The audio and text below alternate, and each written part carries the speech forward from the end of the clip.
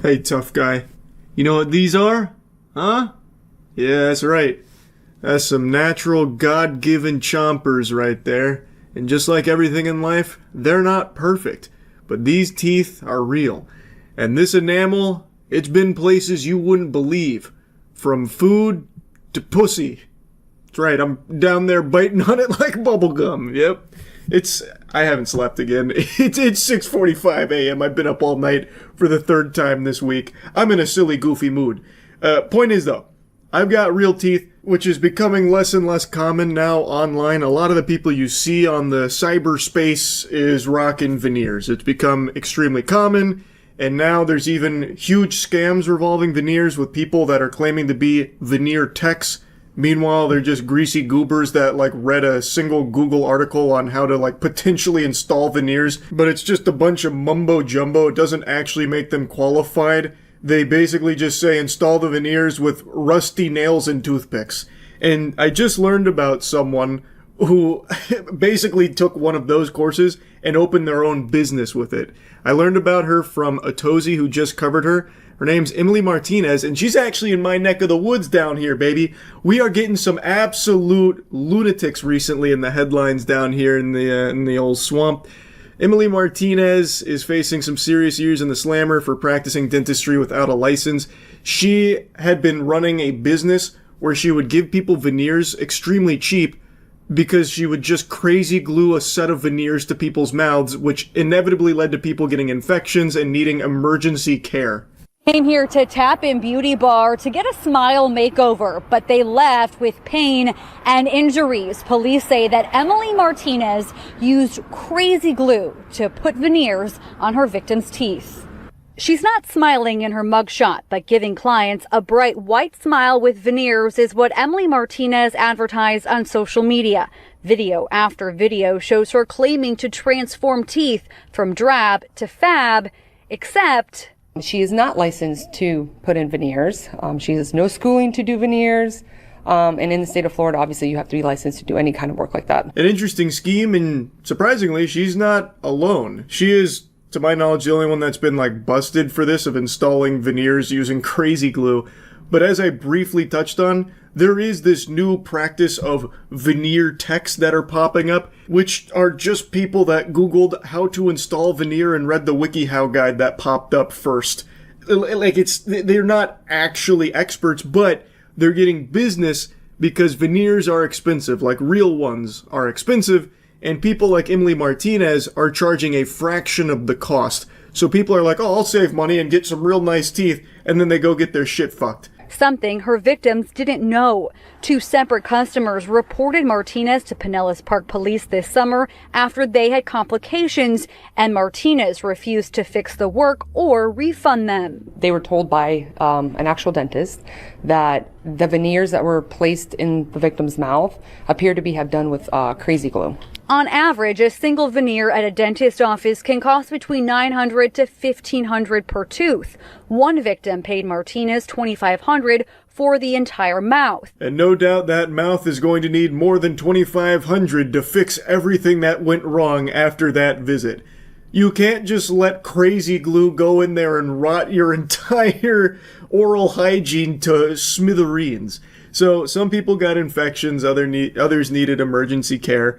All because they wanted to pinch a few pennies on getting these veneers to chase this ever-increasing beauty standard from shit that they see online and then get hypnotized into thinking that they need to do it. Veneers have become very popular.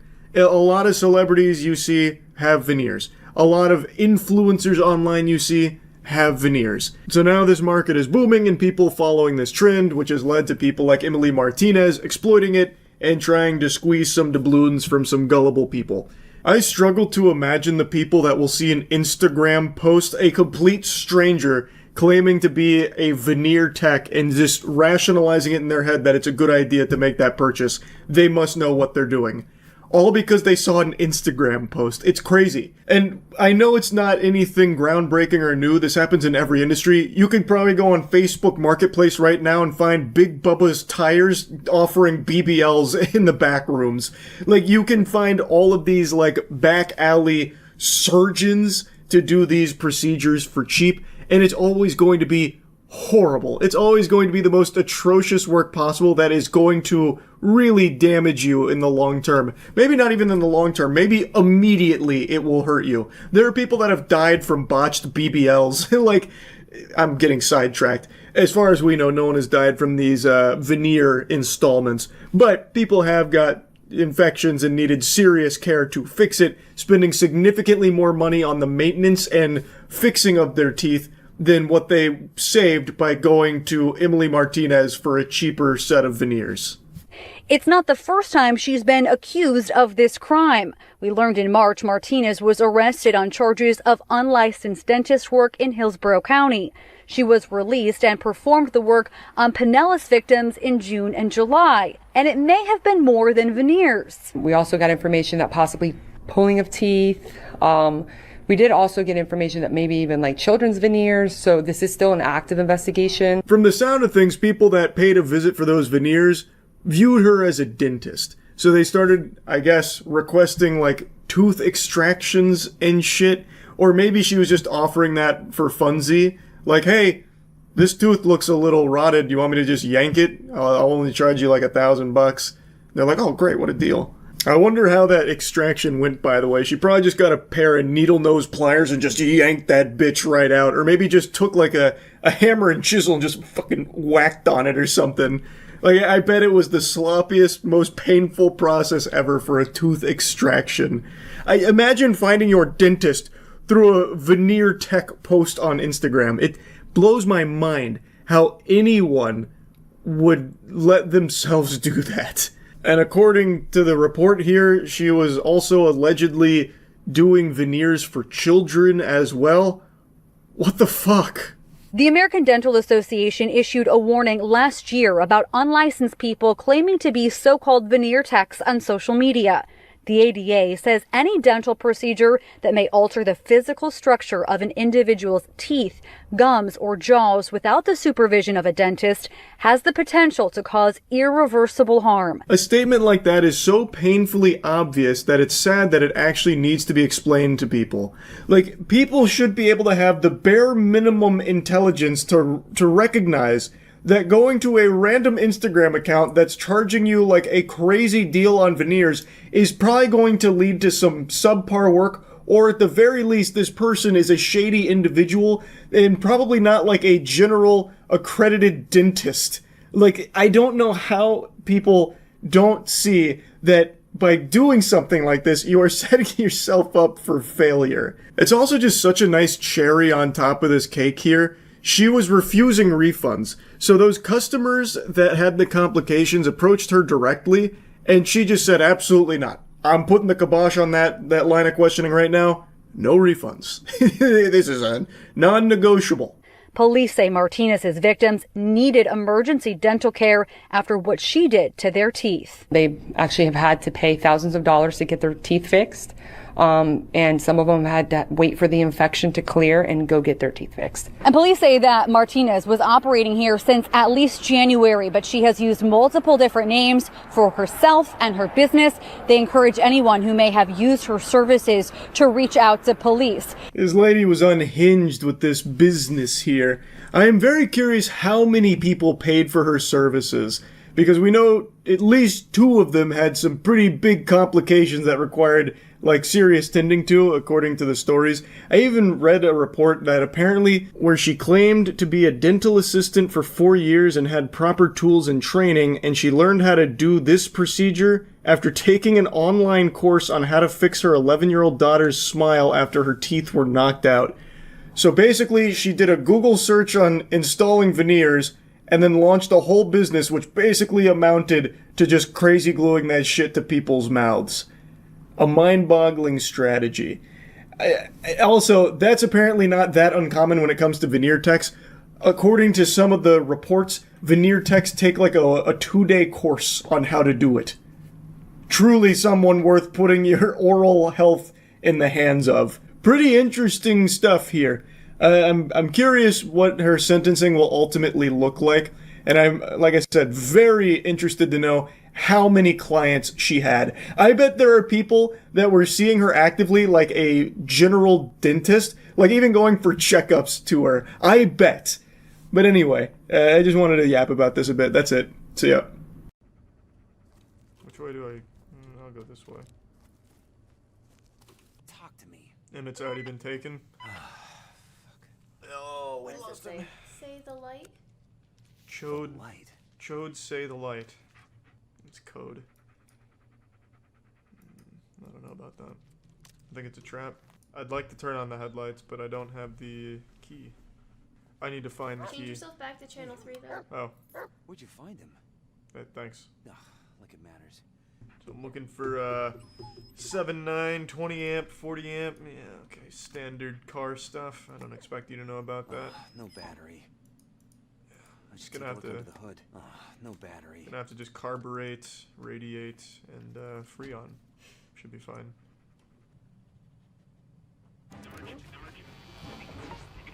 Good lord, the car's time traveling. Look where it's pointing. Alright. That explains it. So we need a 6, 9, 20 amp neutron accelerator, obviously. Gonna need to drop a couple of these bad boys out of here. Gotta increase the voltage, naturally, when you're dealing with cars. There we go. Pretty powerful headlights. Oh god, it's gonna be Emmett. I can already see the police badge. Oh, his face! Can't be it. Emmett!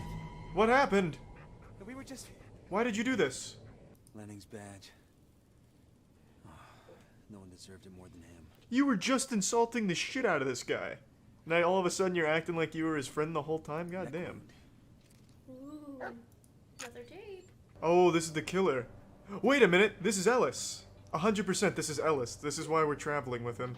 What were you doing here, Sheriff? We let him here, This Ellis. is no longer just a...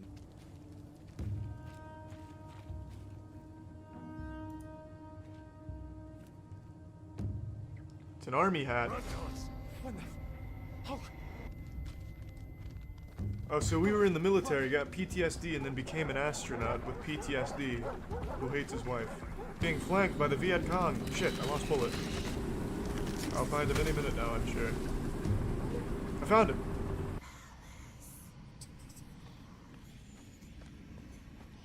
Am I going the right way to you, succubus lady? God, I'm just running around semi-chubbed in the dark. I can't see a fucking thing. I know how these horror game makers think. They think they're gonna catch me off guard with Ellis being one of the Blair Witch disciples the whole time. I'm coming, you succubus bitch. If you'd make these fucking hallways a little wider, I wouldn't have to crouch through it. Hey, she's sending me a text message. You have one new message. You didn't know that? No, I don't remember that. Sierra, Hotel, Echo, Inferno, Slaughter. Well, I thought this was gonna spell something out like she-yes, she-yes, right. She is air. What? She is air. They're looking for Oh, Jess. she is here. Oh, was it she is here? I was trying to make out the last part. At really least quick you were when it went close. away. I read it like a goddamn ancient curse. I think I see her. She's spreading her ass cheeks up here, isn't she? Where's our dog? I don't know, spreading his ass cheeks. No! The Blair Witch fought in Nam? it looks like someone left her here. Easy, boy. No need to be scared. What do you mean, no need to be scared? We literally just went through a fucking tree cave and got transported quantumly back to this campsite. I'd be He did. super afraid. Let's find it. Alright, I think I know where that is. I know these woods pretty well now. I see I keep ending up back here, which means I'm missing this tombstone area. Oh, that's because it's right here. Ah. No, maybe it isn't this one. But it really does look like this one. No secret goes eluding my vigilant eye. That's for goddamn sure. Oh, there it is. Well, now I have to wait. A dog tag? Where did... No, that's impossible. Wait, what the fuck is this? Probably someone he knew. Huh? Let's move on. Probably someone he knew.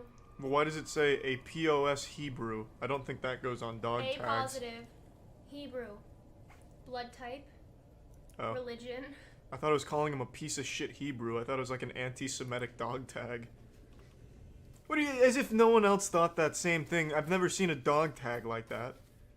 Have you ever seen a dog tag at all? I have. Multiple. And I've never once seen it say like, A positive, atheist, Redditor in parentheses or anything like that. Ah, I found it. Here it is. What's this? Camera would have been right here. Yeah, this is it, right? I don't think so. Oh, here it is. Elijah 5, this is Connor. Do you copy? Fuck, I forgot the answer. Yep, sorry. This is Elijah 5, eating mac and cheese in the forest. This is Elijah 5. Mac and cheese with a fork, you disgrace. Okay, Mr. Plastic Spoon Super Race or whatever, that's fucking useless. Fork is so much better. Come here. God damn it. Bullet, return fire, suppress them. Keep them pinned. Ah, fuck.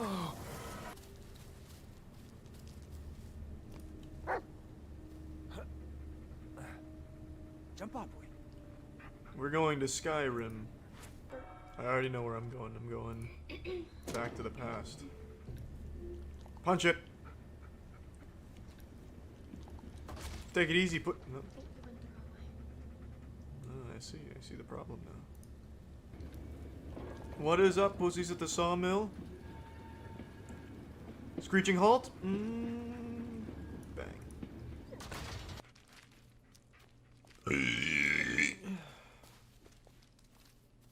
Come on, Bullet. We're still knee-deep into this adventure. I don't even know if we care about the kid anymore. We haven't heard from Billy in a long time. Jeanette. Agree, Yeah. would've. Me too. Hey, what? Wait, what the fuck? Bloober? You broke my immersion, Bloober team. What the fuck is that about? Now I know I'm playing a video game. Barbara, you selfish slut.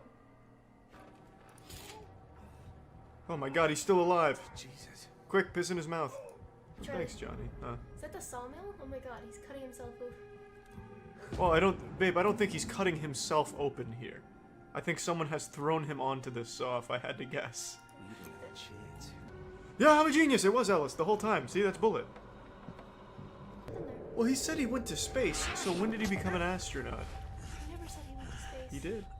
All he said was he told her that they don't eat So easy. the Oh, wait. astronaut ice. So weak. You're right. Yeah. You really? I thought you See were this just knife? kidding. No, I thought he said when I remember went to holding it space. against my- I saw someone behind this tree. That's a big one. I found him. That was the guy I saw a moment ago.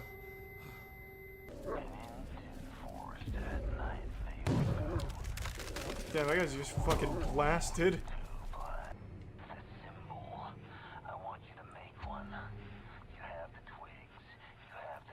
Oh, don't do it, Ellis. Fine. He's about to curse Have it your himself. way. Fucking nutcase. How the fuck did he... Fine. I'll make the symbol as he's doing it in his fucking one-handed behind the back, no looker. Fucking tied a cherry stem on his mouth. Satisfied?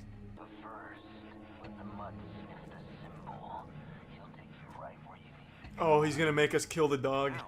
You only sent. Oh no, that's gonna be heartbreaking.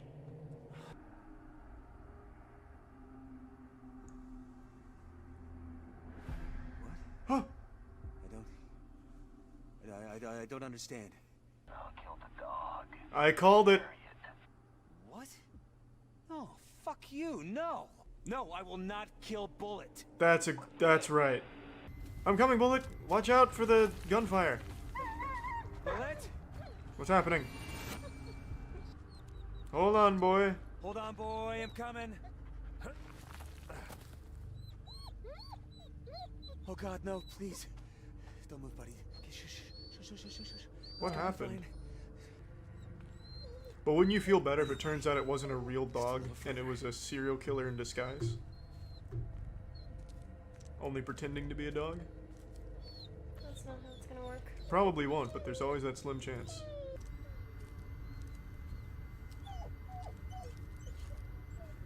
God, this has been like actual 5 uninterrupted minutes. of just walking the same path. There's something I'm not doing. I think I really do have to, like, do something, but I've hit every goddamn key that I've had in this game.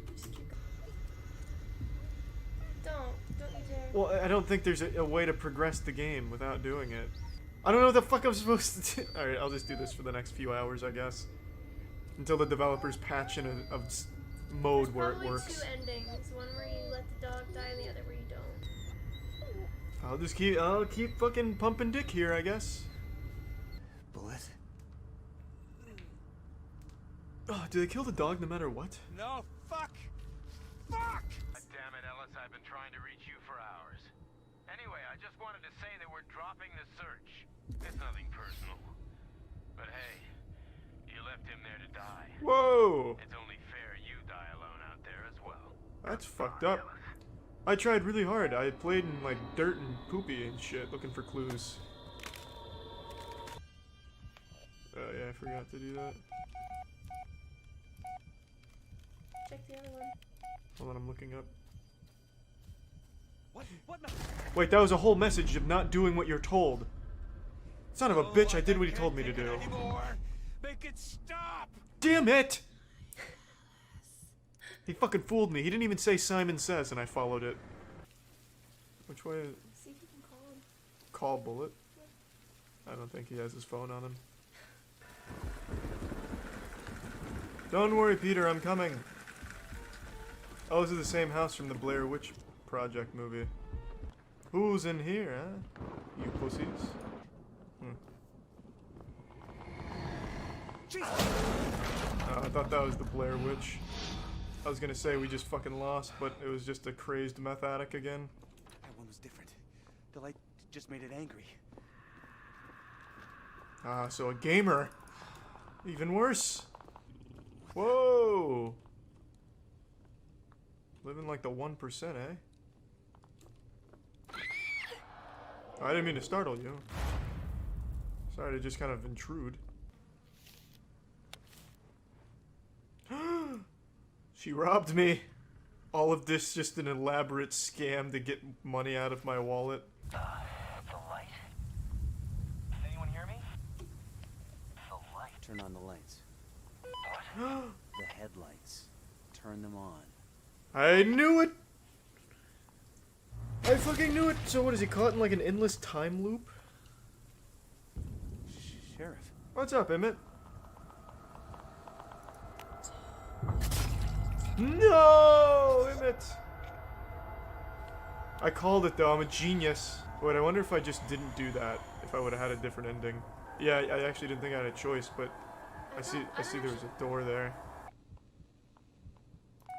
I am a good man, disregarding the murder. I see it! There's no other way. I hear they don't like assholes, so I'm gonna lead with mine. Oh, what does that say? Follow the path. Oh. Wait, was I right? The solution was to go backwards? No, I wasn't. Yeah, there's no way that would be the solution. That makes no sense. Yeah, that's a pretty epic prank for sure.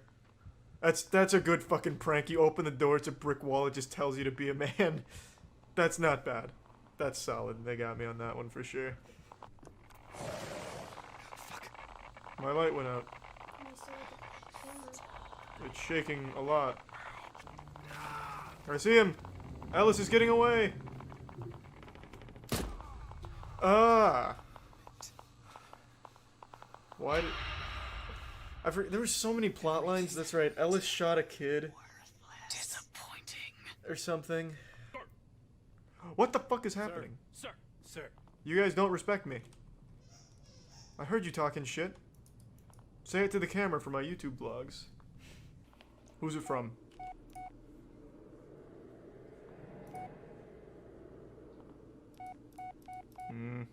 I don't believe him. That's not me. Not my shadow. I've mastered the gameplay techniques. I don't know if there's gonna be an esports scene in this game, but if there is, I'm definitely one of the front runners, I'd say. God damn it, where's the paths? Fuck, I'm trapped! I saw you, pussy. No. Get a hold of yourself. Where are we? Oh, fuck. We're in a well. Just like Donkey Ollie. My god. Dude, Jesus Christ. That poor lamp. Or, light. Oh, that's rough. What a shame. You look... you dead. I think it's a test. Why? You knew what it was. Not necessarily. It could have been, Jess. And I was too ashamed to look at her, thus it was telling me to look down because I don't deserve it. But what if I looked at her because I deserved it? Just walk. Just go. It's a metaphorical game, babe. I thought I was onto something. See? That was Jess. Oh, I gotta rip fat ass again. Get in the corner. Don't look at her. Wait, who am I talking to? Wait, now things have gotten interesting. Back it up again. Wait, no, I won't do what you say. I keep doing that. They tell me to do one thing and I immediately do it. Come fight me, bitch. I'm a goddamn genius. Nope, looks like I'm supposed to do that. You don't deserve to see my face. No! Come on. Come on. Look at me. No! You filthy, ugly slut! Goddamn succubus! Close your eyes. The key is under the table. I'm waiting on the other side. Big mistake telling me where it was. This table? Where are you, Ellis? V2? The mean Ellis? You won't get out of it that easily. Breathe. Breathe. I won't let you. She always wanted you to become... Shut up! He's the new slur to sticks. Yep.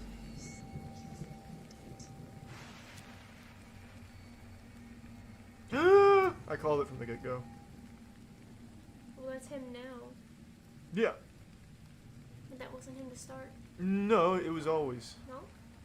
No! Bullet, you shouldn't see me this way. As long as Bullet's okay, I don't care. He doesn't have to like him. That is a happy... As long as Bullet's okay, any ending is a good ending.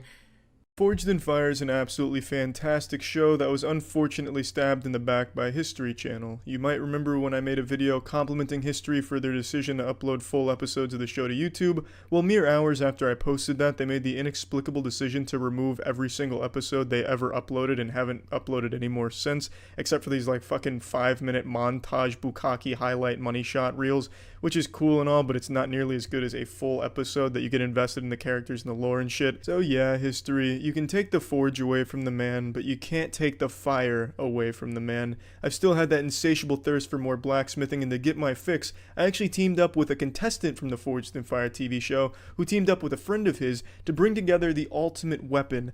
So this is a creation by Ryan and John, expert blacksmiths, who combine the two most powerful elements on this planet, swords and fleshlights, and I'm going to be putting this weapon through my own series of Forged in Fire tests. Now just take a look at this boner-inducing beauty of a weapon. Fun fact, the second I got this out of the box, its coffin, I cut myself on it trying to set it down, so this bitch is sharp as shit. Could cut through the space-time continuum, the fabric of the universe, and create a little portal. Oh man, but just enjoy this eye orgasm made from the finest Damascus steel on this side of the solar system, imbued with the tears of 10,000 neckbeards crying out in unison for the blade to guide them. There's no delamination, smoother than butter across my ass cheeks, and it feels so nice to touch. It's as if it was lubricated by unicorn semen. And the fleshlight guard which keeps it all together is nearly pristine. It's seen minimal use and the clitoris still very much intact and only minor amounts of crusting from ejaculate past.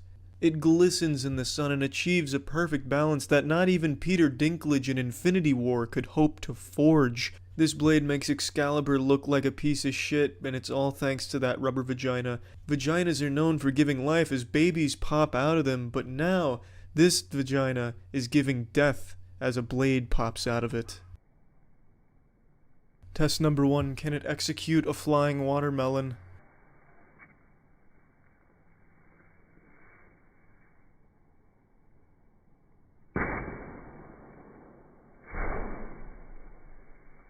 Yeah, you bet your fuck it can. A quick demonstration of my blade expertise as I perform a sacred blade works dance for you all, just to demonstrate the difference in our power levels between you and I. I'm doing this so I can show you that I am a professional, and thus you shouldn't try any of these stunts with your own weapon at home. Just demonstrating its sharpness.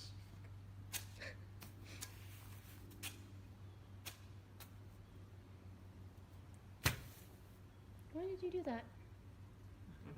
Now, as many of you know, when it comes to sword works, there's a lot of different stances. This one is a forbidden stance known as the golfer's swing. As you would expect at my level, it was a perfect slice.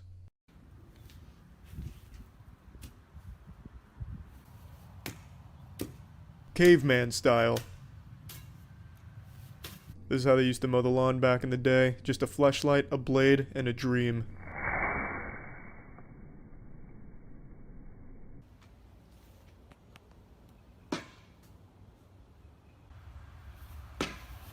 I've named this sword Virginity Apocalypse, and this is the only test it failed. It could not slice through a tennis ball, and in fact I accidentally baseballed one over my neighbor's fence.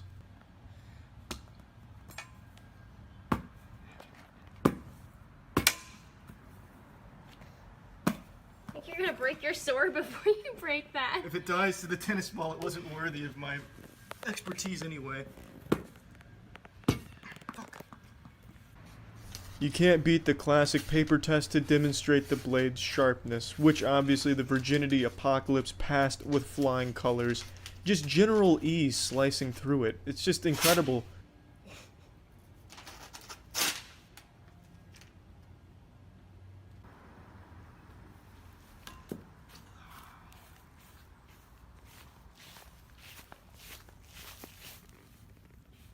A perfect slice right down the middle on an airborne target. You should expect nothing less from me, especially with a blade like this in my hands. Now this concluded all of the tests. I couldn't get my hands on a ballistic gel dummy or anything like that, so this is the best I could do. However, after a long time of judging and thinking it over, I've concluded that the Virginity Apocalypse is Season 1's Forged in Fleshlight's champion. So, big round of applause for Ryan and John for creating such a fucking awesome blade. Hopefully there'll be more contenders in the future from all of the world's best blacksmiths, all coming to create fleshlight-themed weapons. That doesn't always have to be swords. Maybe we could have, like, fucking rocket launchers shooting explosive sex toys. The sky's the limit. Now that Forged in Fire, for some reason, wants nothing to do with YouTube, it's time for Forged in Fleshlight to become the premier go-to for blacksmithing and sexual desire, I suppose. That's about it. See ya. Hey, what's up everybody, it's Critical. This is episode 12 of my series entitled Fun Tactics. The name of this episode is Dropping Bombs. Now what this is using C4 on any class. Get in the helicopter, get in the passenger seat, and then start throwing C4 out the side. However, what you have to do is you have to make sure the C4 hits your helicopter, because if it hits your helicopter, that means it fell through. You can't aim out the sides or else it just gets stuck. Like right here, I pick up a triple kill. Just make sure when you're doing this to have improved demolitions and explosion upgrade, and definitely make sure to start throwing as low as you can possibly aim, and make sure that it looks like the C4 is inside your helicopter, but it's really just an illusion and it's actually falling. And then just detonate the C4 and you're guaranteed to take a giant shit on at least one person, because the explosion is pretty ridiculous. Oh, this is a lot of fun, and if you just want to mess around, I'd suggest doing this. So yeah, that's about it. Alright, remember to rate the video, comment the video, and subscribe if you like this series and want to see more videos from the series, and also send me messages with suggestions for future episodes. See you. I just saw a very interesting video from Scott Schaefer breaking down an emerging scam that's apparently popping off and very successful, that seems to dust off an old method that was popularized on Reddit a long time ago. In the early days of Reddit, where updoots were the most sought-after currency since Bitcoin, the citizens of Reddit, the narwhal baconers at midnight, came up with a strategy to farm these coveted updoots that everyone was chasing like the fountain of youth. In a nutshell, the strategy was take an image or a video from some unrelated person, usually like an older person or someone in a hospital, and then drum up a sob story like, This is, old Peepaw Cletus. I loved him for so long. Yesterday he passed away, but his final wish was that this photo of him giving me a thumbs up reaches 50k karma and breaks the r/gaming super record. Can we make his last wish happen, guys? And then naturally people are like, oh, I'll support that, and then they all did. Well, now that exact same strategy is being used to sell drop-shipped items from Temu on TikTok, and it is blowing up. I became aware of this scam not from TikTok, but a YouTube channel called Force Orbs. This channel is originally a TikTok account with the same name that moved all their videos to YouTube Shorts to try and scam more people. The page is all about promoting their custom Star Wars art, all made by one old man. People said that you would destroy this and not join them! Bring balance to the Force, not leave it in darkness! Execute Order 66. I'm not gonna lie, it's actually kind of nostalgic to see this scam again. I thought for sure this was a menace long since forgotten. I really cannot even picture the person that would see this video and think for 1 second that this is real. Like, I don't know who sees this and is like, oh man, this is heartbreaking. He's right.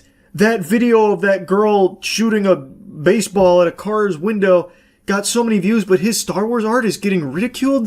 What kind of... What's happened to us? This is not right. I'm gonna buy 10 Force Orbs to support him and let him know how happy I am with this purchase. Of course, the reality is the old guy in the video here has no fucking clue what Force Orbs are. He is not involved with this at all. It's just some random douchebags that are drop shipping it, using this as their marketing tool here. He's become their mascot, the Toucan Sam to their cereal that they're peddling. All of their videos are pretty much the same. It's a sad old man who makes custom Star Wars glass orb art, and he's upset because any clip on social media with a cute girl gets millions of views, but his videos trying to sell his art, no one watches. In many of the clips, he talks about that he's running out of money, and people in the comments taunt him, saying things like, "Grow up, old man. No one loves Star Wars anymore. Besides, nobody is buying your stupid Star Wars art." Another classic. You rage bait and tug on the heartstrings here. Oh, look at what these people are saying about my Star Wars orbs. They say it's stinky and they don't want it. They say it's not art. They put art in quotations. They say nobody loves Star Wars anymore. Can we prove them wrong? Can you guys all buy my fucking art, please? Also, it's just such a dog shit comparison in the first place, by the way. It's unjust that this video has millions of views, but mine doesn't. Doesn't that just make you mad? Isn't that just the most upsetting thing ever? A real tearjerker. Now get your wallet out, please buy some of these Force Orbs I found on Temu. But what this item actually is, really is just a customizable LED glass orb that you can find on sites like Temu for $16.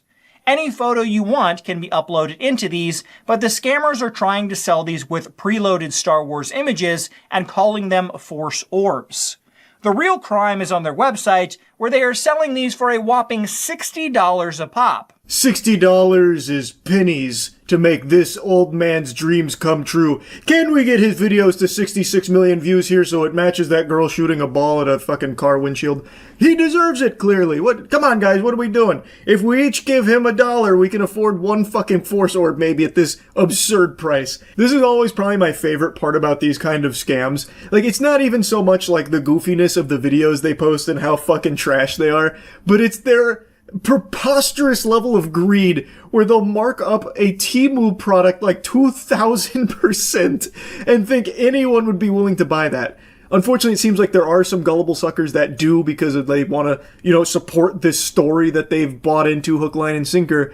But it should be just so obvious that this is fishy.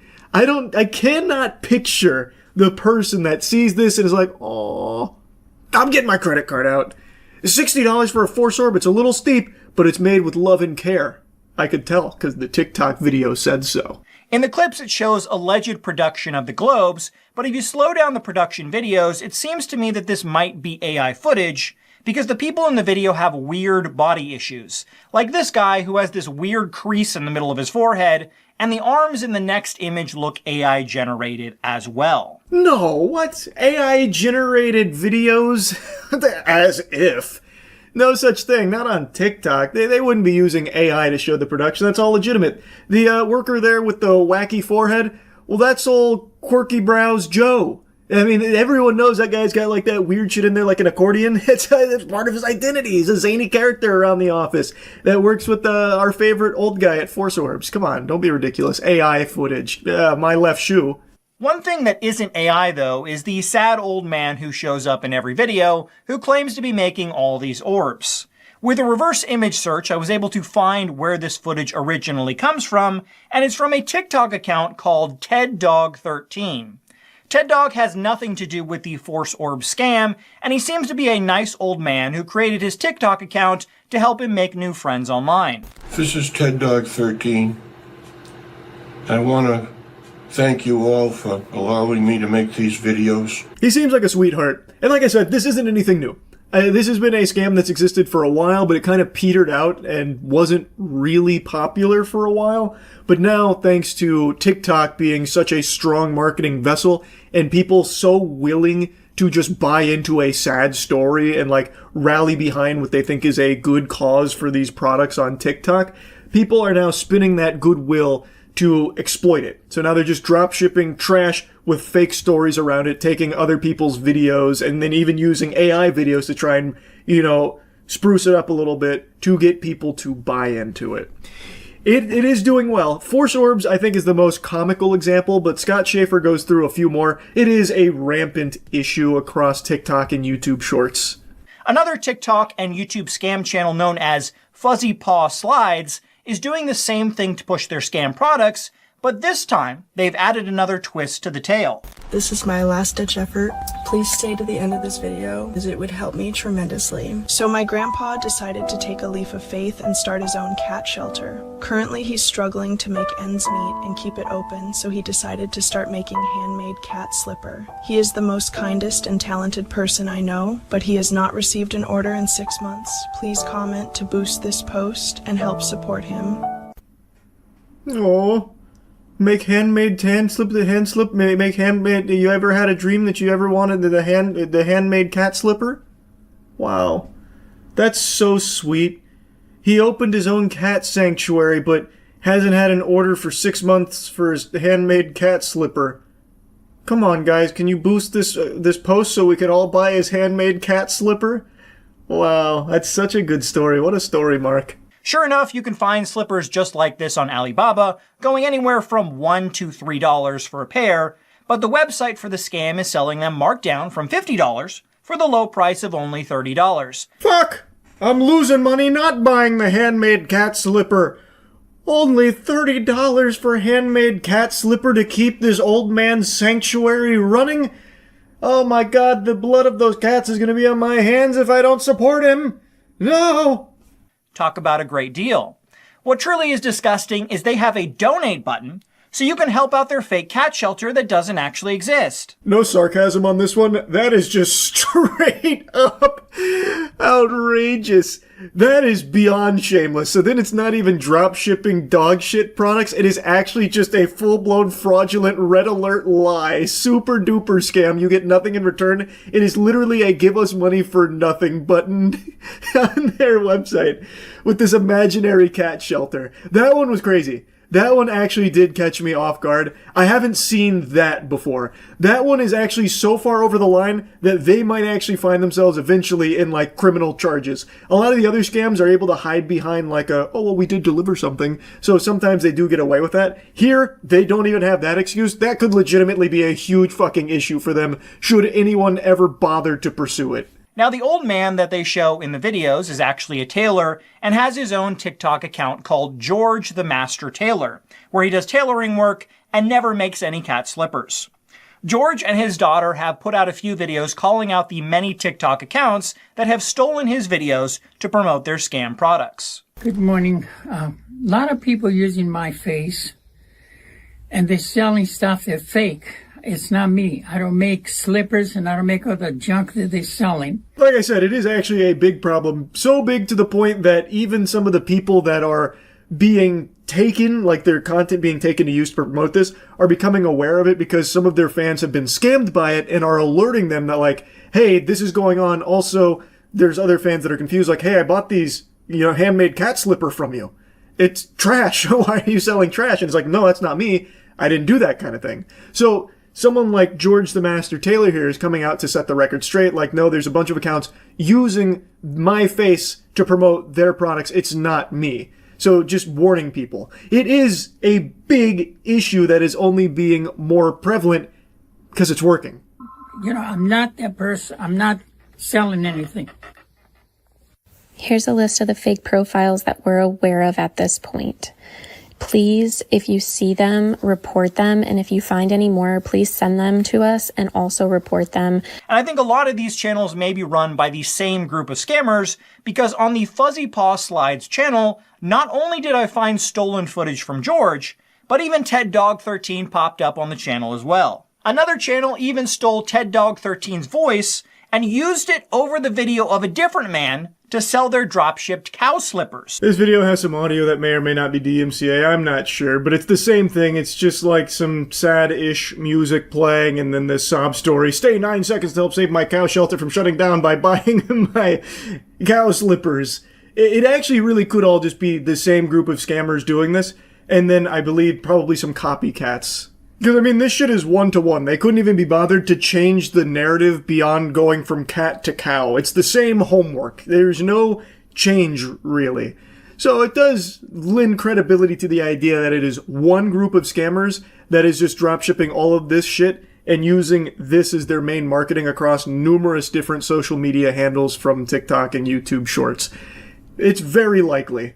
But I do think that there is definitely others outside of that group doing the same thing, just emulating their procedure, like their process, because it's working. Anyway, I'll stop yapping about it, but I do recommend you check out the rest of Scott Schaefer's video on this subject, because he does go into others as well. It's very interesting. If you are someone that has seen these pop up, and maybe, God forbid, someone that actually bought some of this, my heart breaks for you. But you gotta be aware of this scam here. So putting it on your radar here, watch out. Don't buy into just some random fucking sob story aiming to sell you some slippers or whatever other garbage. That's really about it. So yeah. If I asked you what your favorite sound was, what would you immediately think of? Applause to let you know that you did a good job at something? Maybe your parents telling you they're proud of you? For me, my favorite sound is the sound of 5 fingers meeting a face and creating this beautiful melody. This slap that echoes throughout space and time. Today we're looking at another brutal slapping tournament. This is security versus guy from the audience slapping competition from the Holy House of Slaps, this beautiful YouTube channel. Again, I'm only going to show you some of the slaps. I'm not going to show you all of them. You can watch the whole thing if you want. It's important to know before we dive into the crucible here that the closed captions are really off. The closed captions are not even close. It's like a Chinese bootleg of DVD from back in the early 2000s. I don't know what the fuck went wrong with the captions. I've never had a problem before, but here it reads like Google Translate was overdosing on bath salts.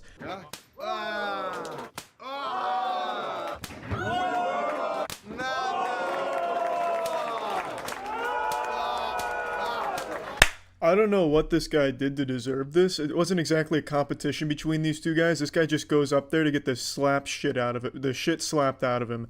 Maybe he was just an asshole and was heckling, so they brought him up there to discipline him because his parents never did. I really don't know, but it's just a montage of him getting slapped, looking straight out of JoJo's Bizarre Adventure with the ora ora ora here. But anyway, after his cheeks get turned to dust, we get our first matchup between these two women.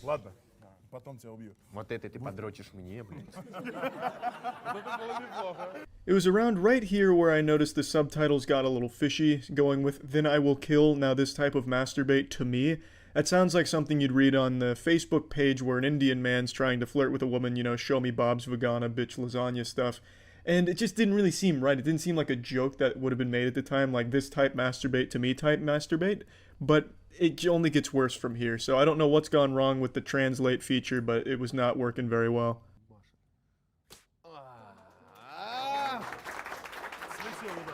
So now we have the first official slap thrown of the tournament, and it's a glancing blow, bit of a wet fart, and only a couple fingers make contact and it all hits her neck. So not the most powerful start to this new episode, but the real star of this first round goes to the closed captions. 3 times, 2-3, all you first give urine, hand on it, once will try not. I could definitely see that being the intro to a song. The 3 times, 2-3, all you first give urine. That sounds beautiful, very melodic. And she does give the urine hand to the other girl, just not on the cheek. She hits the neck, so the urine hand may have been in full effect, just wasn't aimed properly. I don't exactly know what it means. Maybe this girl, instead of using chalk, pissed on her hand and slapped her with it, which would explain why it was such a glancing blow, kind of just sliding off her face. Either way, I think that should be an illegal technique. You shouldn't be able to use bodily fluids. Вот так, не при...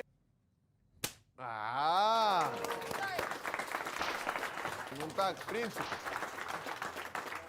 Now, when it comes to sound, I don't have the golden ear like Mozart. I just can't hear things and know what notes they are and shit like that. But when it comes to slaps, I'm something of a savant. I know what a good slap should sound like, a real slap should sound like. You know, if we ever start deep faking slaps, I'll have to be the expert that goes in and tells you if it's real or fake. And in this case, these first few slaps, they sound fake. They sound like stock sound effects of a slap.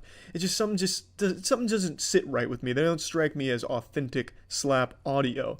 It sounds canned. I hear little hints of reverb, a little bit of barley in there as well. The sounds are just a bit crunchy, as if they've been recorded in a separate circumstance and then spliced in here. Maybe I'm wrong, and I very well could be, and I most likely am. I just thought it was worth mentioning. These slaps are so pristine that it's giving me the impression that the audio is faked. Маленький замах.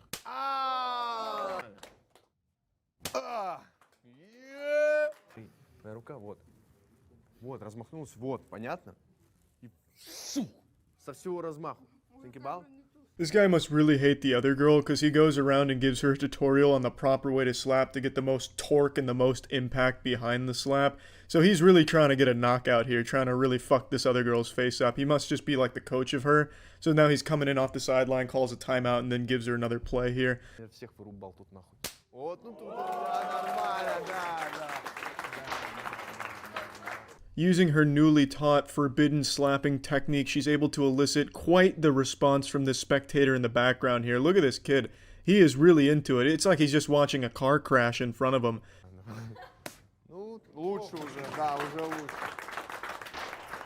That's the final slap of the round before the bell sounds, and it ends in a draw. I think right up until that last slap, this one was going to the girl with the neck tattoo. She was pretty much dominating it for the most part, right up until that last slap, which had some real meat behind it, which earns them the draw. Now we move on to our heavyweight division. Oh. Fuck you, fucking mouth. You so weighty, of course you feel the weight. That reads like something out of 50 Shades of Grey. Maybe I'm totally wrong and the captions are 100% accurate. This is really what they're saying here, and god, that would be fucking awesome. Feels, come on, posh posh, don't you losh, beat the cat poop is normal. Ooh! Now that is how you beat the cat poop. Что-то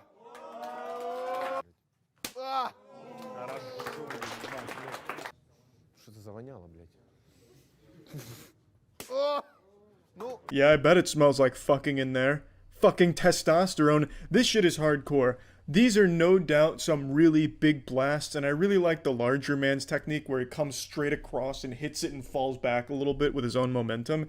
It's like he's doing the old sprinkler dance, but not stopping to actually sprink it. He just goes straight through. I really like the dude's technique, and it really pays off nicely because he has the upper hand right now, I'd say.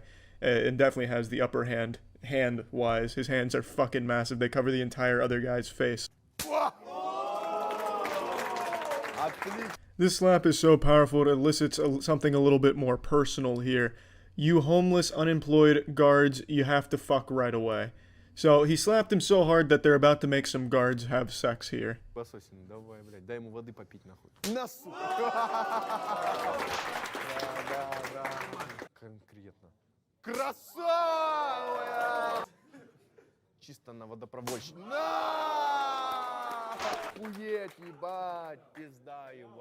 That's the final slap of the round, and he indeed slapped the pussy off of that guy for sure. That was a very powerful, meaty sonic boom slap. And he wins the round with that one there. He ends up taking home the whole prize, but I thought it was a pretty hard-fought match on both of their ends. It's not easy to step up in the heavyweight division like that, especially when you're on the lower end of the heavyweight, like his opponent was, and I thought he did an admirable job. Now we move on to the next round of the tournament. Ты такой, я не в третьей смене. Прости, ой, блядь, ты чё, ебать, меня? Всех ушатал сразу в шею. Давай один фол. This is the most disrespectful slap I've ever seen in the professional slapping sports event. It is just ridiculous. He's not even going for the cheeks, he just goes right for the neck like he's trying to slit his throat. На нахуй, ебать! Близко, близко! Братан, ну... That's a face that says, yep, I fucked up. And he did. He gets punished very hard for going for his competitor's neck.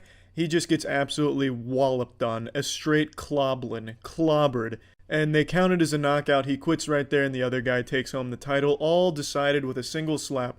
He shouldn't have gone for a cheap shot, and in return he paid the ultimate price because this guy really did give him the jazz. Пошел? А, ну это пиздец, блядь, дядь, ну что за...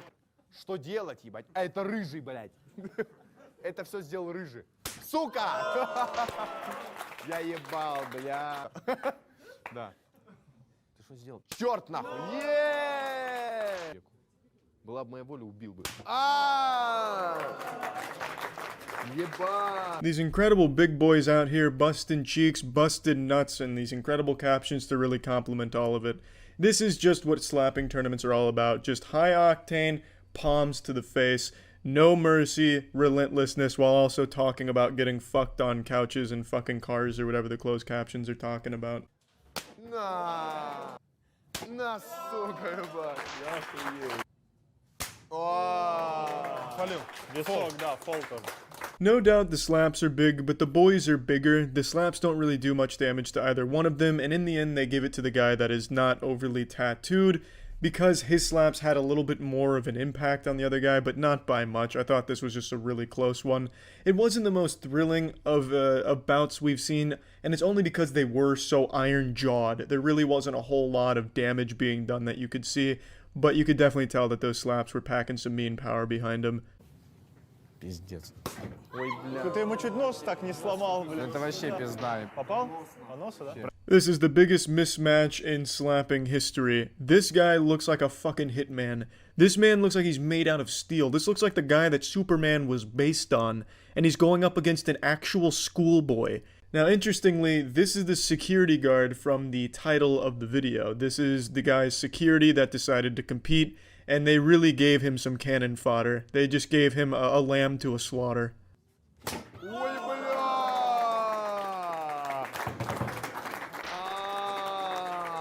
Just look at this shit. Look at his hair. He slaps him so hard he nearly slaps the hair off of his head. Those follicles are all kinds of confused. Ну так, чисто в натуре, ебать. Not a single one of this kid's slaps makes his head move at all. Not even an inch. He just doesn't flinch. His neck muscles are so strong, you could take a sledgehammer to his chin and nothing would happen. The sledgehammer would probably break. Да ну нахуй. На. Давай, давай, давай, давай. Ну чисто, блядь, вырубает. Может... Два пальца, да. Я здесь еще, да, я... Yeah, that's about all she wrote. It's absolutely brutal what the security guard does to this kid, you know. Maybe he deserved it. Maybe he was playing hooky to be there. So the security guard was just delivering justice right in the palm of his hand, right to his fucking frontal lobe. It was unbelievably powerful. And he had to get checked for a concussion too.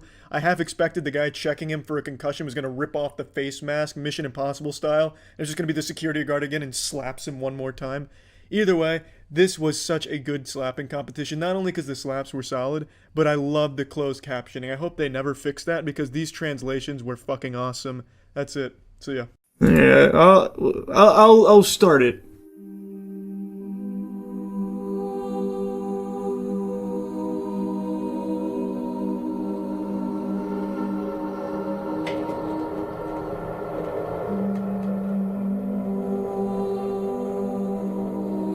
I've watched so many YouTube horror shorts, and yet I don't think I've ever watched a Dylan Clark one.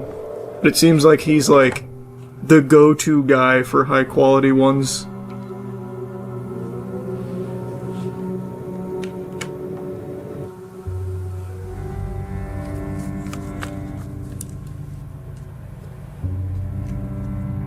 What does God look like? I'm going to show you a painting, or rather, a photograph of a painting. Just take a moment and stare at it. What do you see? Nothing. If the answer is nothing, if it just looks black to you, don't worry, that's what I see too. But that's not what everyone sees. The painting I've chosen for this project is titled Portrait of God. While most viewers see nothing, some insist they see a person in the darkness, one that they can describe and draw out with consistent details. It's a man, or close to a man. Wrinkled, skinny. Really skinny. He looks skinny. He's smiling. He's grinning. He smiles down at us. Almost looks like the corners of his mouth got smudged. It's like he's wearing a mask. It's too wide. That guy sounds like me when I'm doing my wizard voice in RP. His eyes are big. They're big. They've got this glint in them. This speckle of light to them. Honestly, it's unsettling. Of course it's frightening. That kind of power should be. I don't like looking at it. I don't like it. It's beautiful. Maybe it's just a trick of the light. Maybe they're seeing something they want to see. But how are their descriptions so consistent? Maybe they really are having a religious experience. And why does God appear to them and not us?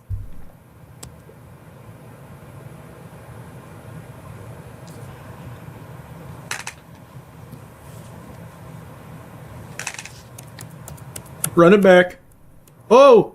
I saw it! My God! They had a big grin! I'm going to show you a painting, or rather, a photograph of a painting. Just take a moment and stare at it.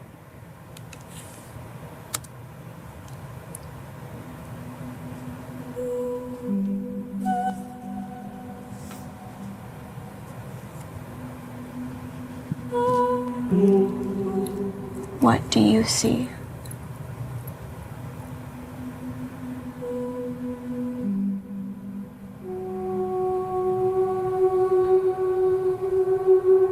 Does she see it? Nope. Wait.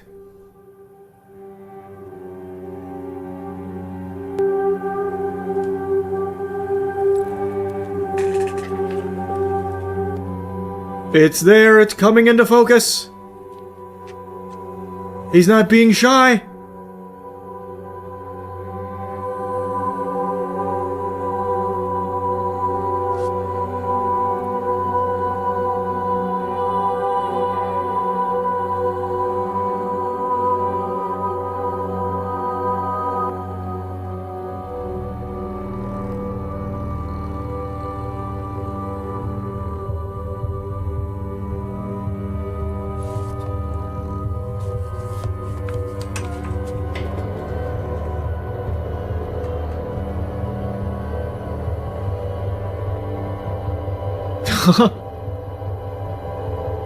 Nice.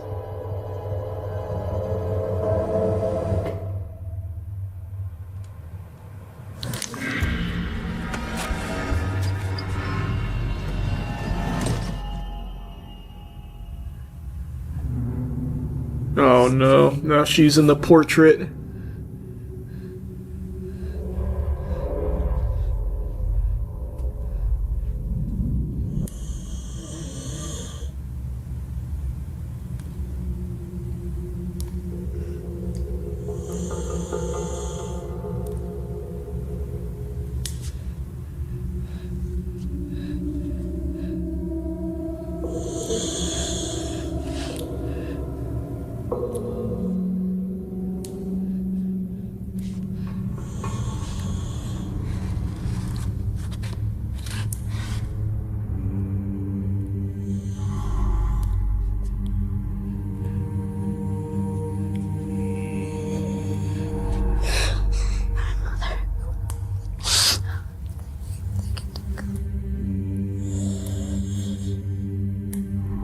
Not into temptation, but deliver us from evil. For thine is the kingdom, and the power, and the glory forever. Amen. Your prayers have been answered. There he is.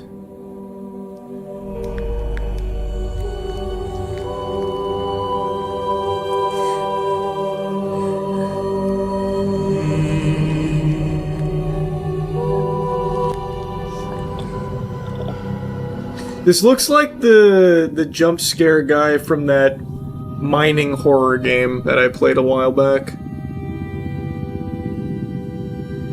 Like in the tunnels.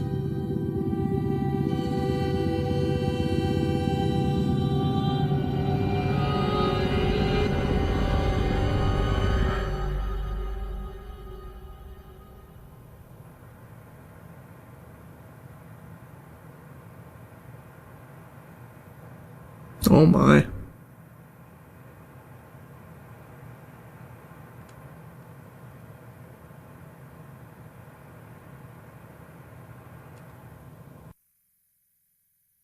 That was good.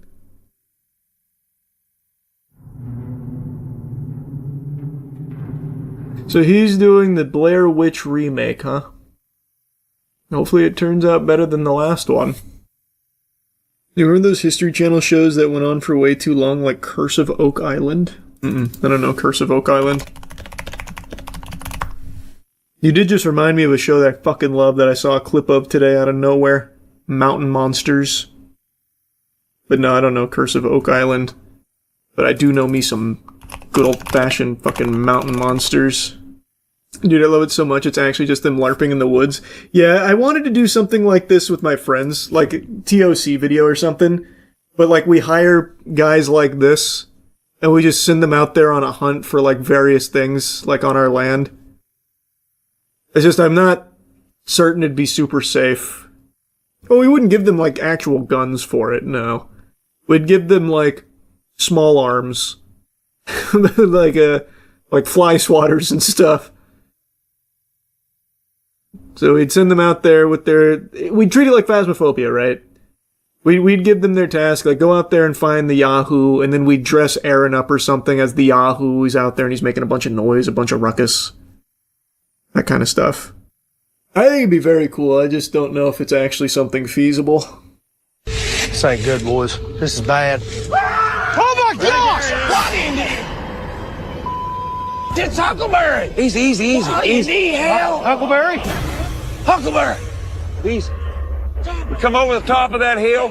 What a sight to see. Huckleberry standing up here, buck-ass naked, covered in mud, holding that damn totem pole. Hell, he's gone, dude. Get him. Hit him! Hit him! Ah, shit! This ain't good, boy. Fuck! Got possessed by the damn forest woman. Jeff! Where'd she go? We're walking through the brush looking for Jeff. I look up, and there's a little girl pointing at him. She takes off running. I try to follow her, and she disappears. Where'd she go? Jeff! Jeff! Once we got to Jethro, I got a hold of him. This man ain't home. Jeff! Get out of me! Come on! Hey! No! Jeff! Get off of me! We got Jeff down on the ground wrestling with him, trying to get him to calm down. I've never seen Jeff like this. Get out of me! You slap him out of it. That little girl standing right there. What? What are you doing? Get cool. Jeff, where'd she go? Where'd she go? This dark forest and the woman of the woods, she's got a hold of Jeff, and we damn sure got to work with him to get away from her.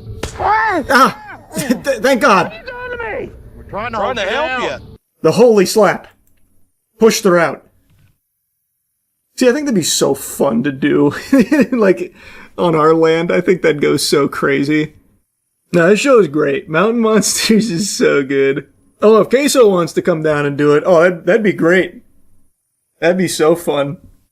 But the reason why I say I don't think it'd be overly safe is because I think this land they use is like a set, so they go through and actually make sure there's nothing dangerous in there. Our land, it's no holds barred. Like in the fucking Flintlock video, there was just a giant water moccasin. So like it wouldn't be the safest environment to do it in. And I don't want to go back and somehow make it more safe. No doubt the most common source of insecurity for men is penis size. There's a lot of value placed on the dimensions of your meat. And no doubt you've also heard micropenis tossed around as an insult, but few people know that it's an actual medical diagnosis, and in some cases a debilitating condition. And last night on stream, a chat member put a little something interesting on my radar to dive into. A man claiming to have the world's smallest penis had just done an interview with The Morning, which is a news program. And I thought, okay, this will be, fascinating, but probably incorrect, because I imagine the title for world's smallest penis would belong to a professional Reddit moderator. But nonetheless, I decided to take a peek. With the average UK penis size around 5.2 inches, our next guest measures up to just 0.38 inches. For comparison, that's about the size of garden pea. Yeah, 38. Still, don't really get why she said that. For comparison, it's the size of a garden pea. Just sounds like she's insulting him right to his face. Ah, yes, it is very small. It's like a clitoris down there. Like, alright. I mean, you can tell by the measurement there that it's not optimal. I don't really know why he had to try and paint like a fucking picture with it, especially in the studio with the guy there. Like I said, it is a real medical condition, and I actually feel extremely bad for the guy here. I don't really want to show too many clips from that, because the more he talked about it, the more it really starts to dawn on you what living with something like that must be like. He describes not being able to use public restrooms comfortably because he can't urinate standing up. He has to be in a stall, and even then it's kind of like a tricky ordeal. He also describes, of course, the complications with romantic partners, like women in his past, that kind of thing, and how difficult it could be to navigate that with a condition like this. It is just a very sad set of circumstances, and I feel really bad for the guy. It takes a lot of courage to come up here and be the face of what he describes as the world's smallest penis. And the reason he went on there is he said he wanted to raise awareness about micro penises being an actual medical thing, and if you do catch it early enough, you can get it reversed. You can have surgical intervention that can help. But in Michael's case, he said that it's too late, and when that was brought up, it led to an entirely different can of worms that we opened on stream about a man who completely lost his penis with an infection, and then had a new one grown on his arm, which was eventually, well, I won't spoil the whole story. To see if there was anything I could do to make it bigger, but what is available doesn't really provide much. It's so difficult as well, I think, because it's kind of the moment that you discover that, and knowledge is power, and then you can go and get some help. When did you first start to realise that you had a really small penis? What the fuck kind of question is that? Hard-hitting journalism. Wow. I don't understand how it could possibly be too late. Surely it'd be expensive to do a full penile reconstructive surgery, right? But there's gotta be a way. It's 2026. I have an AI goon tube that's at my disposal should I choose to waste hundreds of dollars. That'll backseat game me. Telling me to aim for the head and shit. You're telling me we can't make a 0.38 inch penis a bit bigger? I don't believe that for even just a second. I don't get it. That's so weird to me. I feel like he's just seeing the wrong specialists, right? Maybe in the UK that's not an option, but I have to imagine somewhere in the world you can put a couple extra inches on that shaft. There's a transplant an option. A penile transplant? I can't imagine you can successfully penile transplant. Like I said, I just don't know how you wouldn't be able to do reconstructive surgery on it. Can't they grow a penis on his arm like the other guy? The hell are you talking? The one got pauldron penises? What are you talking about? A man whose penis fell off is growing a new one on his arm. What? I don't think I can pull this up on stream. Malcolm McDonald lost his genitalia to a severe infection and now sports a bionic penis on his left forearm. So I didn't think I'd be able to show the pictures from the article I was reading, but he did a few interviews a few years back, and I feel like I can probably show you one of those since it's on YouTube, right? Can you show us now? Yeah. And shall I see my little friend? Hey, Jimmy.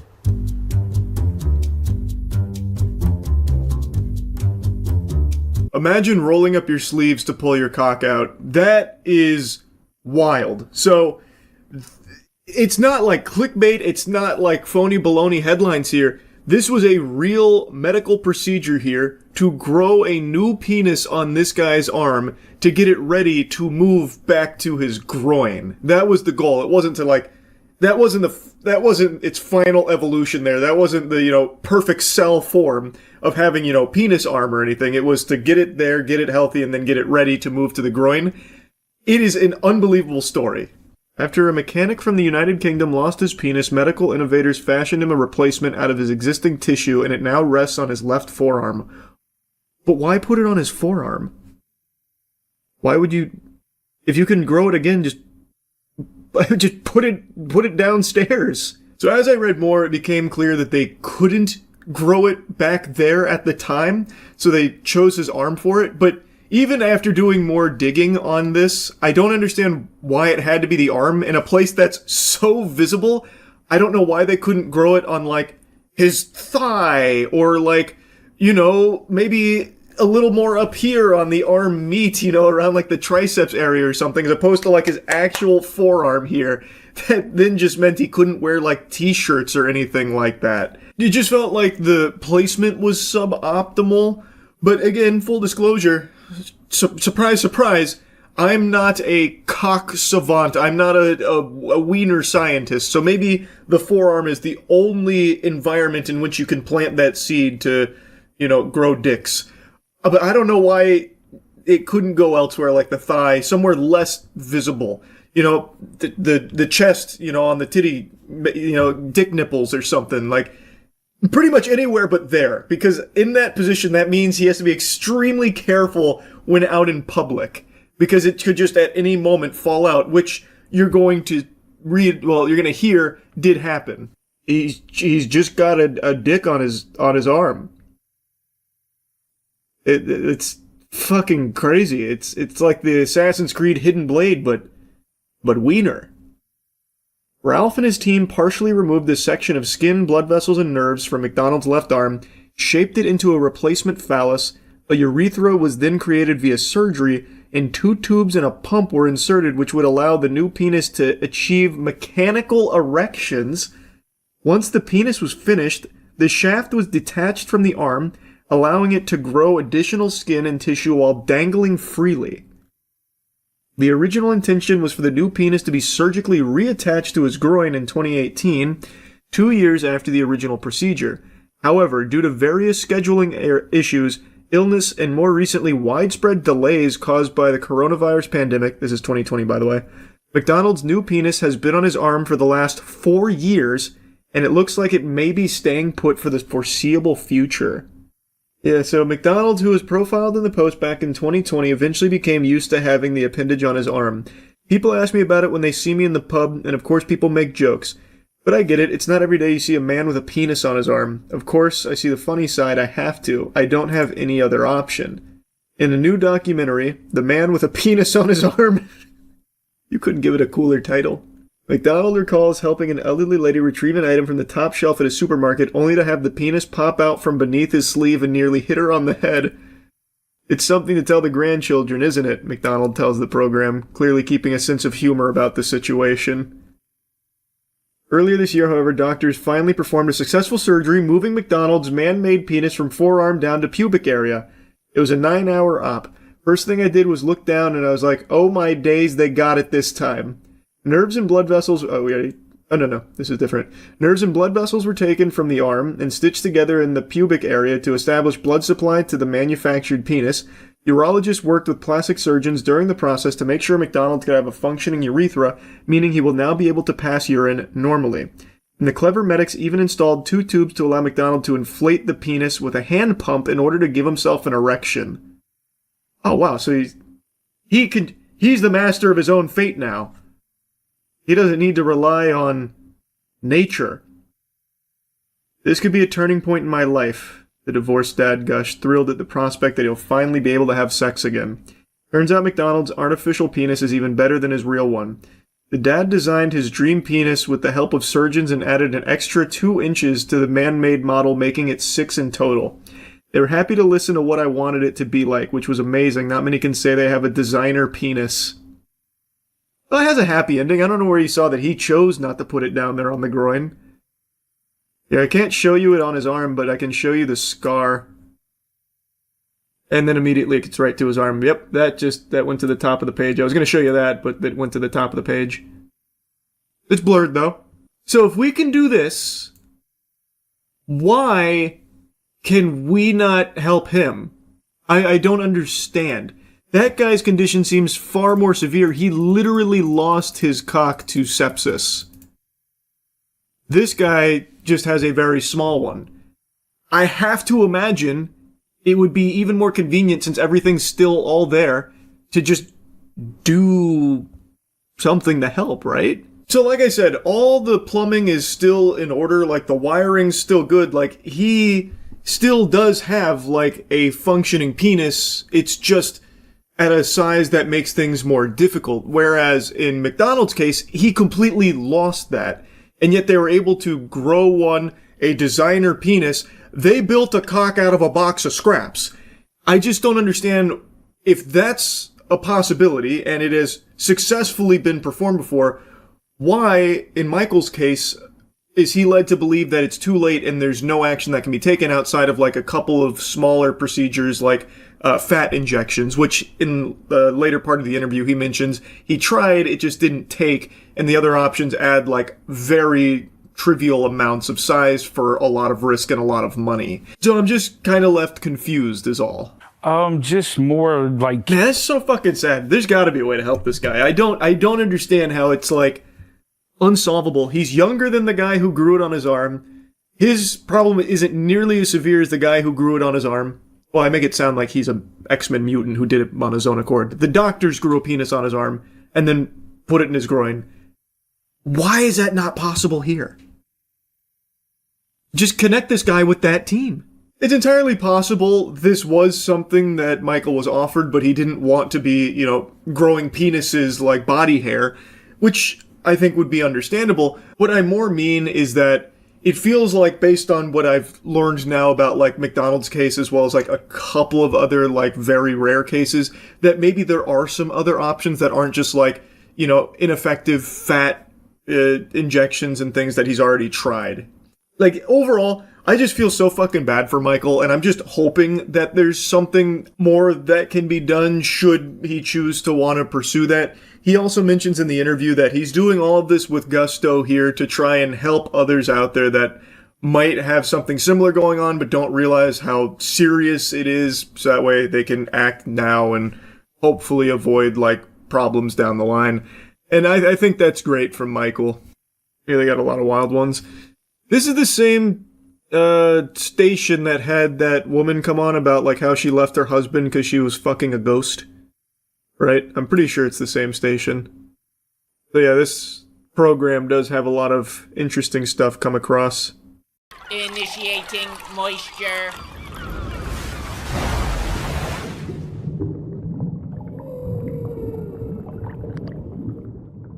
The first season of One Punch Man is an absolute fucking masterpiece in every department. The characters are well written, the comedy lands, the animation is beyond beautiful. Every fight scene in the first season of One Punch Man is truly outstanding, thanks to a lot of the freelancers that really worked on it and put a lot of passion and soul into it, leading to this incredible and very unique, very rare season of anime. Everything about the first season of One Punch Man is beautiful perfection. And for the respect out of the first season, I'm going to be dividing this Moist Meter in two parts. Season 1 and Season 2. Season 2 just finished. I didn't even fucking know it ended because the last episode wasn't a great send-off. And the whole season was just an unbelievable downgrade in every conceivable department that it leaves a bitter taste in my butthole. And the crazy thing about One Punch Man is the characters are so well written and the universe is so lively and fun that even though Season 2 was significantly worse than the first season in every way, it was still a good season. It was still enjoyable, which is fucking remarkable. So the difference between Season 1 and 2 comes down entirely to the studio that handled it. Season 1 had a whole bunch of freelancers work on it. They had a whole lot of new talent come in that really put their all into it to lead to such an extraordinary season. Season 2 was handed off to the fast food chain of anime called JC Staff. They do really suboptimal work, literally no passion. It's barely better than YouTube animators, and that's kind of why it's so bad. It's because the animation, if you can even call it that, half of the fucking season is just still images with a shaky cam. I swear to God, the first 2 episodes don't even have anything moving. It's just the camera with some fucking art they found on DeviantArt, fan art. It's fucking embarrassing, and it's really upsetting that Season 2 turned out the way it did. But before I get into everything wrong with Season 2, I want to talk about why you should watch Season 1 if you haven't already. Even if you fucking hate cartoons, animation, or even fun in general, you will still probably like the first season of One Punch Man. Even from a conceptual level, I think it is extraordinary. One Punch Man is about a man who is so incredibly powerful, the most powerful being that you could ever imagine in any form. It's really not good. Even if you're not going in there trying to nitpick, you know, taking notes like a turbo virgin anime critiquer or something, you're gonna notice how noticeably bad it is in comparison to the first season. Had the first season not been as good as it was, this would have been a lot more palatable. I don't think as many people would have cared, but they clearly showed what they could do with One Punch Man and where it could go, and then they come in here and turn it into a fucking PowerPoint presentation with almost nothing put behind it. There's also this over-reliance on CGI in Season 2, which wasn't there in the first season, and I don't think CGI in anime is all that bad. I think it can be used really well, such as in Demon Slayer. There's another modern example. But in here, the CGI looks straight out of a PlayStation 1 cutscene. They use CGI to save on cost, and it shows. It actually looks like origami strapped onto some of the characters with a lot of lights put on it. It's really dumb. Like, they've completely redesigned some of the characters' looks. Genos looks fucking awful. Genos looks like an action figure I would have pulled out of a Happy Meal in the late 90s. It's just really dumb. It's upsetting. Because I loved the first season so much, and Season 2 has a much better storyline. I think Season 2's story, even in its shit form with JC Staff, is still better than the first season's story. I like Garo. I really like all of the new characters they introduced and everything going on, the Villain Association. All of it is really good, but JC Staff couldn't even bother to animate half this shit. In the first 2 episodes, you can immediately recognize a clear difference in the first and second season. The fights in the first 2 episodes alone in this season were actually just still images, as if a kid was holding up 2 pieces of paper with characters' faces on them and colliding them together. That's about the extent of the animation you got from the first couple of fights. And I hope JC Staff doesn't get many more projects. They have totally lost me as someone that would support their animation studio. They're not even fucking animators. They're basically deviant artists that sometimes accidentally make things move minimally. If JC Staff's name is on something, I'm just going to immediately assume the animation's going to be shit from now on, because this just left such a bad taste in my mouth. Plugging this shit into the moist meter, I'm giving 2 scores. The first season of One Punch Man is a 95%. I genuinely think that's a show that anyone, any age, and any taste can enjoy. There's something there for everyone, and it is absolutely gorgeous. Season 2, I'm giving an 80% to, and it's only because it is carried so incredibly hard by a fucking one that I like again. We'll see. Positive reviews. We'll see how it goes.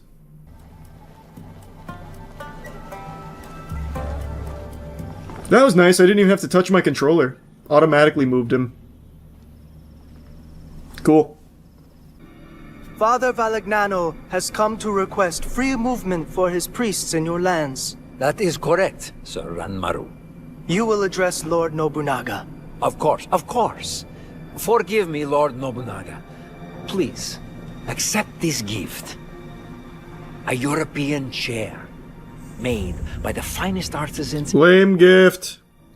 Give me something cool. We should be presenting cool gifts. Like a Nintendo Switch. You asked. If only he understood. He is all the people of Kyoto speak about since his arrival.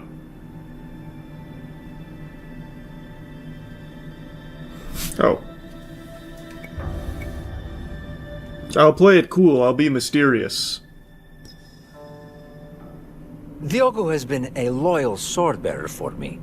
He has freed me to focus on... Do choices matter in this game? I doubt it, right? It's fucking Ubisoft. Yeah, I'll start aura farming. Diogo? That is what we call him. While Iga calls its unifier a tyrant. Man, my armor is absolutely clapping Oda's right now. Man's out here in bathrobes, meanwhile I've got the whole kit and caboodle on me. No. Lawrence. You've got him! Use your sword, friend! Oh my god, they need better training. The dude just lit himself on fire. The other guy forgot how to fight. Nice. Your armor is strong. I must break it.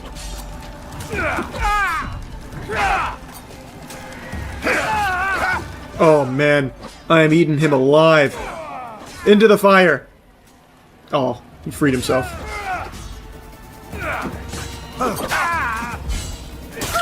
Last door to get through. Who's shoot? Is it you? Someone was just shooting at me from behind that entire fight.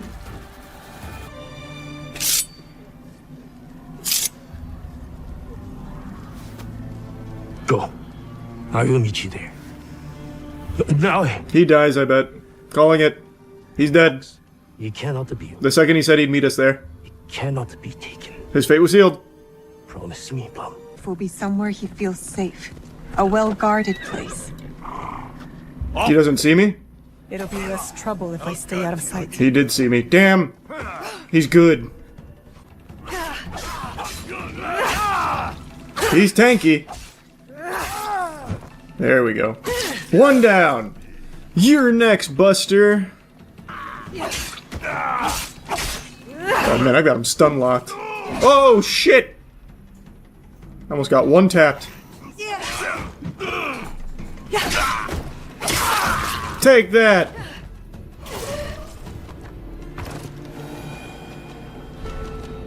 Alright. Well, I still can't go in there. Did I do all that for nothing? I don't know why I thought they'd open the gate. She killed our 2 strongest men! Quick, let her in! She earned it!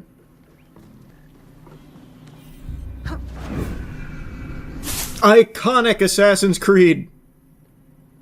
I feel like it could have just dropped on the floor, it would have been fine.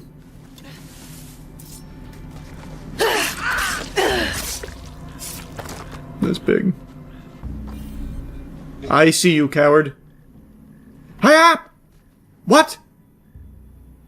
Excellent dodge. That guy's good. Alright, he's good. You don't does he not see me? He does. Hiya! Must have been the wind. Check this play out. Watch this. Oh god, wait, the aim assist fucking me. Hiya! Hiya! That was so clean.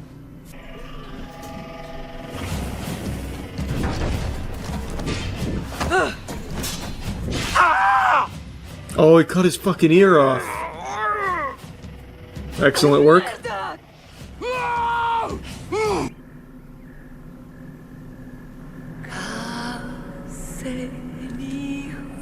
Oh yeah. R.I.P.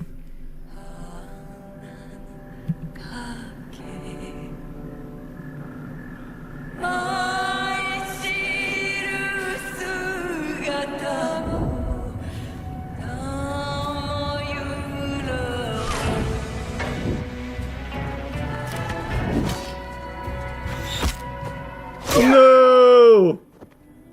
Oh, I thought it was going to be a lot more heroic than that. No! Let them suffer. Let them die in pain. Fine. We have what we get. Wait, maybe he doesn't die. That is the most classic cliche ever. Iconic cliche employed.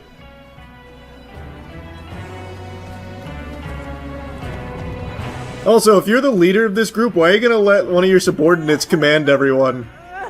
No, let him suffer. No, fuck you, buddy. I'm in charge. Clearing the wasp nest from her tree. Oh, no. Quickly. I kept getting stung.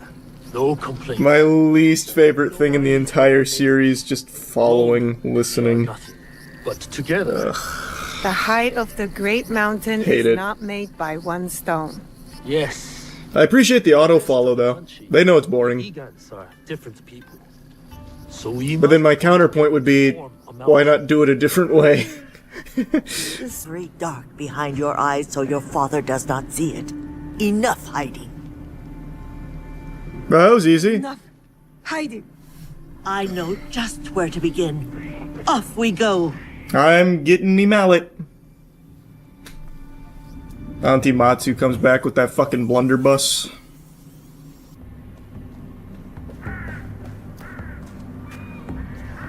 Ah, it's a knife. You come to stab me, kid? Is that what it is? Wait, you Nurse me back to health so you can kill me at full strength? I know your You plan. know how my hands shake in the cold. I like the music. I fuck with that. Like that scene where the dad gets clapped. That whole scene, like with the music complimenting it, was pretty cool. Now they have like a music video training montage. That's cool, I guess. But man, this shit is so slow. Holy. It's been an hour and a half, and I think I've had maybe 10 minutes of gameplay. Leave them alone! Wait, let me off. Is anywhere safe? Time to stealth. Gotcha!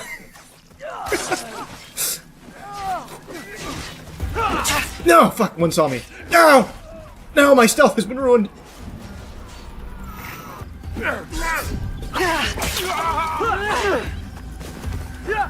Oh, I thought he was going for it. Last one. Alright, everyone's safe. Who was here that I was saving, by the way?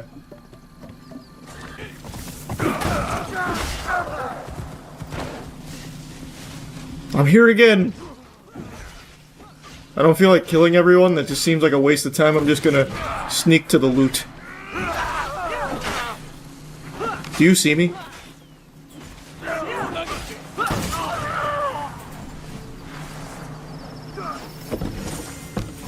Bye-bye. You got him. Stop! Your belly open for the insult alone. Did he insult you? What'd he say? Oh, that's Ashigaru. I can't let this stand. Well, even the guy who's getting harassed has now walked up, crossed his arms, and sized me up. I don't know if he wants my help. Oh, shit! Damn it, they saw! She went that way! No! I'll lose them in the grass. I just need to find some taller grass. Where'd they go? You will fall. No, wait, they can chop the grass. Fuck. Just like that, I vanish. Come on out. Gotcha!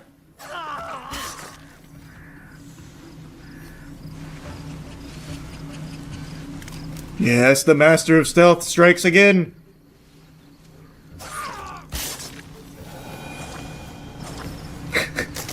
So cool. You're free, buddy! You're really gonna walk away without saying thank you? All of that, huh? Alright, tough guy.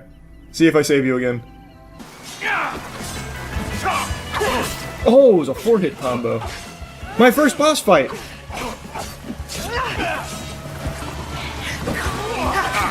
You can't run from me, girl. I'm not running!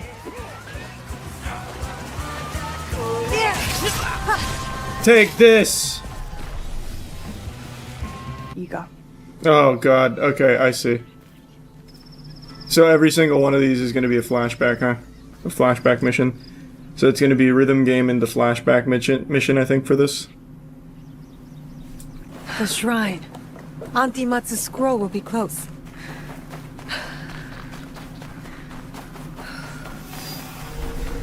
Best if I remain unseen. Did you check in? Bandits in the shrine! What are you doing here? Get the fuck out! Ah, run, get out of here! Ah, you're not welcome here! I need to go collect shit from under the floor! Get out of here! Be gone! Okay, every single one of them forgot how to use their arms. I did see a knowledge point thing over here. Old woman's face when I took a piss in the street. Piss in the street? You're dead now. Your end is near. Oh, these are level 6. What? Oh, I just got one tapped when I missed that. I won't let the public pisser get away with it. I will bring order to this town. Okay, there's one. Only 15 HP or XP for that, huh? Wow, this guy takes no damage. I'm just wasting my time. He actually takes no damage, holy shit. Not worth.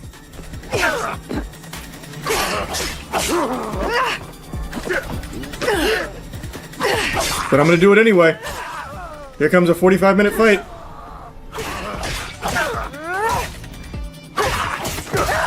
Okay.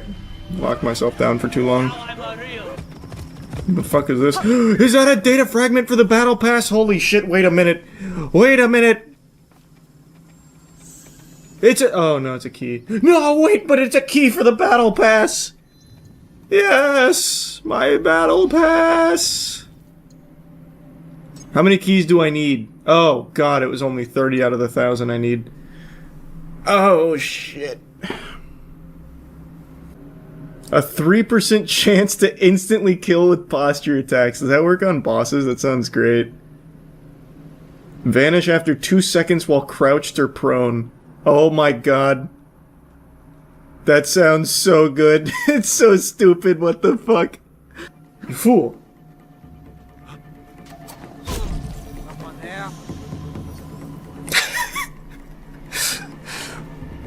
How did that happen? Why? Oh, must have been the wind. Can the enemies not climb, like in general? I'm starting to think they just actually can't reach me. Like, even if they knew I was here. Look at me, look at me, look at me up here. Surrender yourself.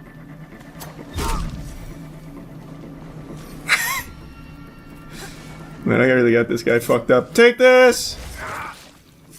Expertly done. It's just that easy. And I got some pine bush. Can you please get off this tree? I'm begging. Get off this tree. Thank you. Oh my god, please. I just want to leave this tree! Help! Fuck! Let me off! Let me out! Don't worry, the master of stealth is... What? Someone here?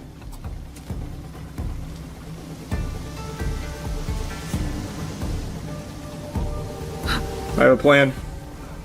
Follow me. Where'd they go? Outsmarted. Even got the executioner coming right to me. Gotcha! Where is And now I'm gone. You'll never find me now. So He said you will not get me off this rock.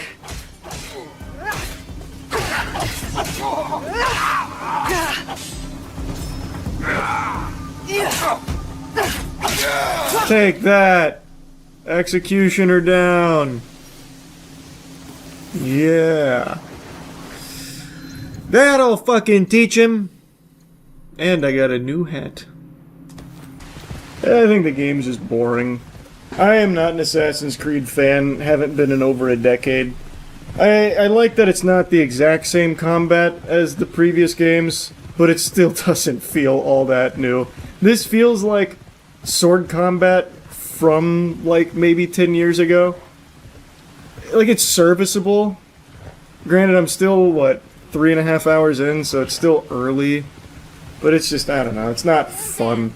And the cutscenes, there's so many, which I usually don't mind, but I am not really invested in the story.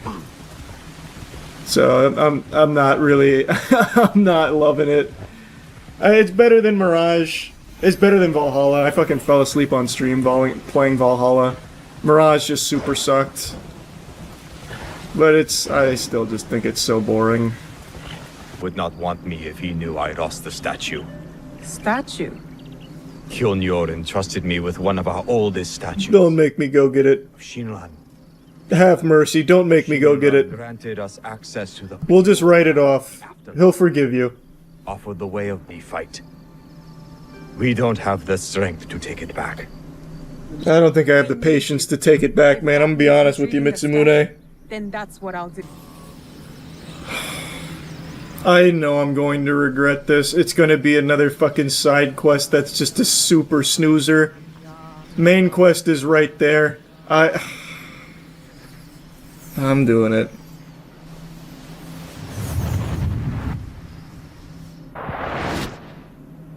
No, we fight. Damn right.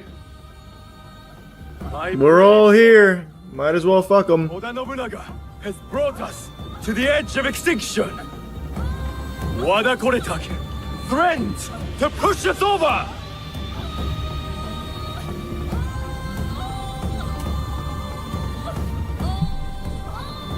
I like the plan. A full frontal. We end the destruction. Watch this stealth kill. Please. Come on. He'll never see it coming. Gotcha. That's how we do it. Who's next?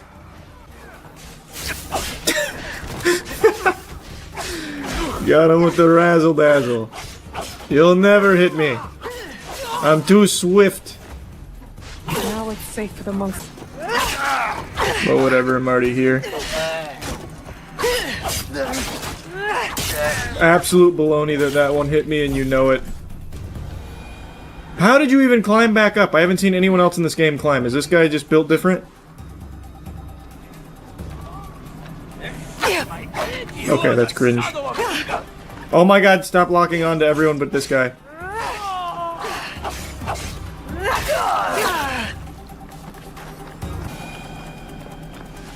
Take this.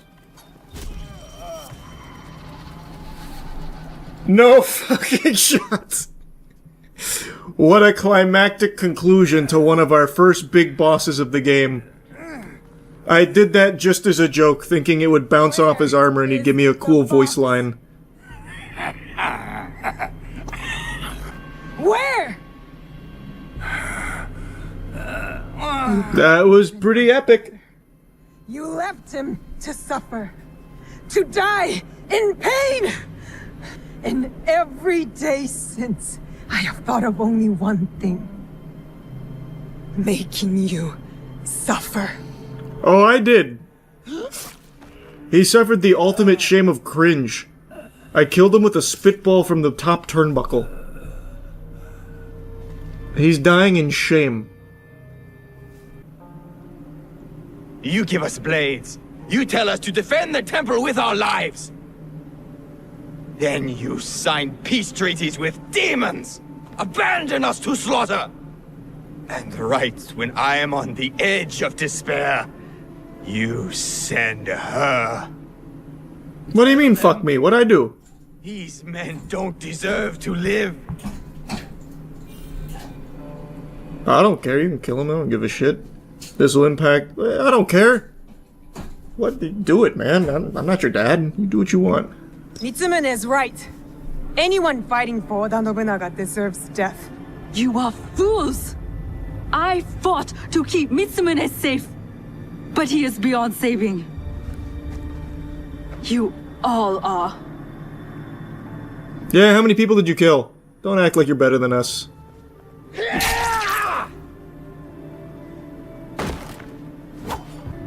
You said you were ready for blood. The veins of my people opened for you. I hope it was worth it. You seem pretty... What, man? What? You wanted blood just as much as I did. More than me. I didn't kill that unarmed surrendering guy. What the fuck? Why are you lecturing me? How did you feel? Man, I should have just said no. Eat my dick. How about that? Yeah. New weapon. Oh, sorry. I didn't fucking mean to, man. Calm down. What are you freaking out? Whatever, I'll kill you. We just had a huge victory, and now you want to act like a real bitch just because I accidentally hit somebody.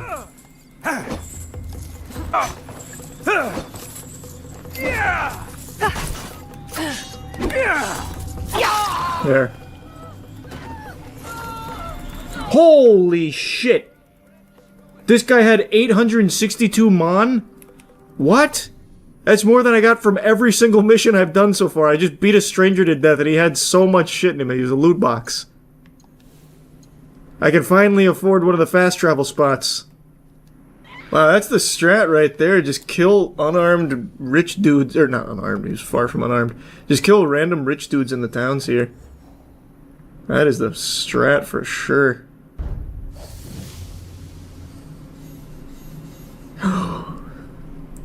The weekly quests for Jesus, Battle Pass. Okay, we can just do purge. We can do 2 corrupted entities.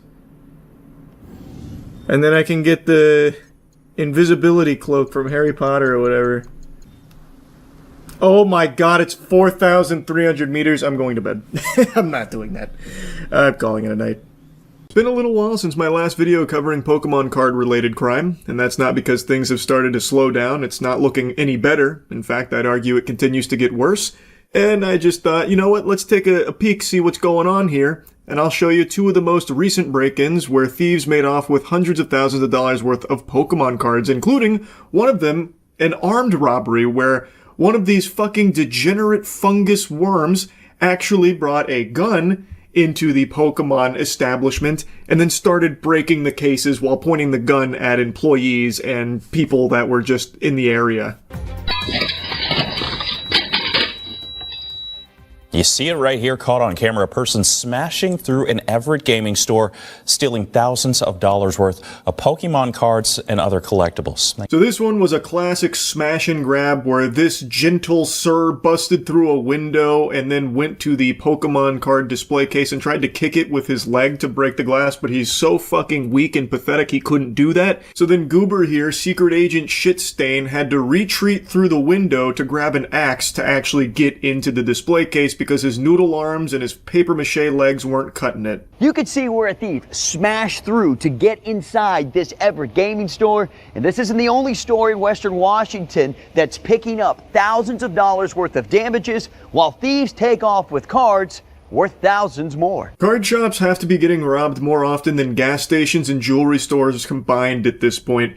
These fucking freaks continue to just burglarize local card shops, which, mind you, the majority of the time are just family-owned and operated businesses, in order to steal their products to scalp it online for like $5 worth of profit. It's so fucking absurd. As surveillance video from Mugu Games last Thursday shows someone breaking in the store and try to make off with valuable Pokemon cards, which we see this person was willing to go great lengths for. Went back outside, grabbed an axe is what it looked like, came in, smashed the window, grabbed some stuff. Owner Michael Doran says in total, over $40,000 worth of Pokemon cards were stolen. Just piece of shit, man. It actually infuriates me seeing just how common this has become with these card shops being burglarized. If I was a local card shop owner at this point, I'd be booby-trapping this bitch like it's Home Alone. I'd be having all kinds of traps that I'd activate at night when closed. You know, like a boxing glove pops out of every window if it gets, like, broken into. Fart spray deploys if the glass is broken. Like, all kinds of shit. Like, a giant log comes through and just blasts them or something. And then probably what I would also do, and what I imagine a lot of card shops are going to start doing, is I would never put any real product in the displays. I would only put proxies in there to represent the actual merchandise. I would keep the real cards separate. Because at this point, you cannot have real product on display in these shops. These locations are constantly being broken into. Dorn says this isn't new. We've been broken into 4 times. We've been armed robbed once. We've had multiple snatch and grabs of thousands of dollars worth of product. And his store isn't the only one in Washington this week cleaning up thousands of dollars worth of damage. I was watching it in real time. It's a little frustrating and a little scary. Have some dude, grabbing all the stuff off the shelves. Again, like I said, it's extremely common. Owning a card shop is like strapping raw meat to your body and then jumping into shark-infested water.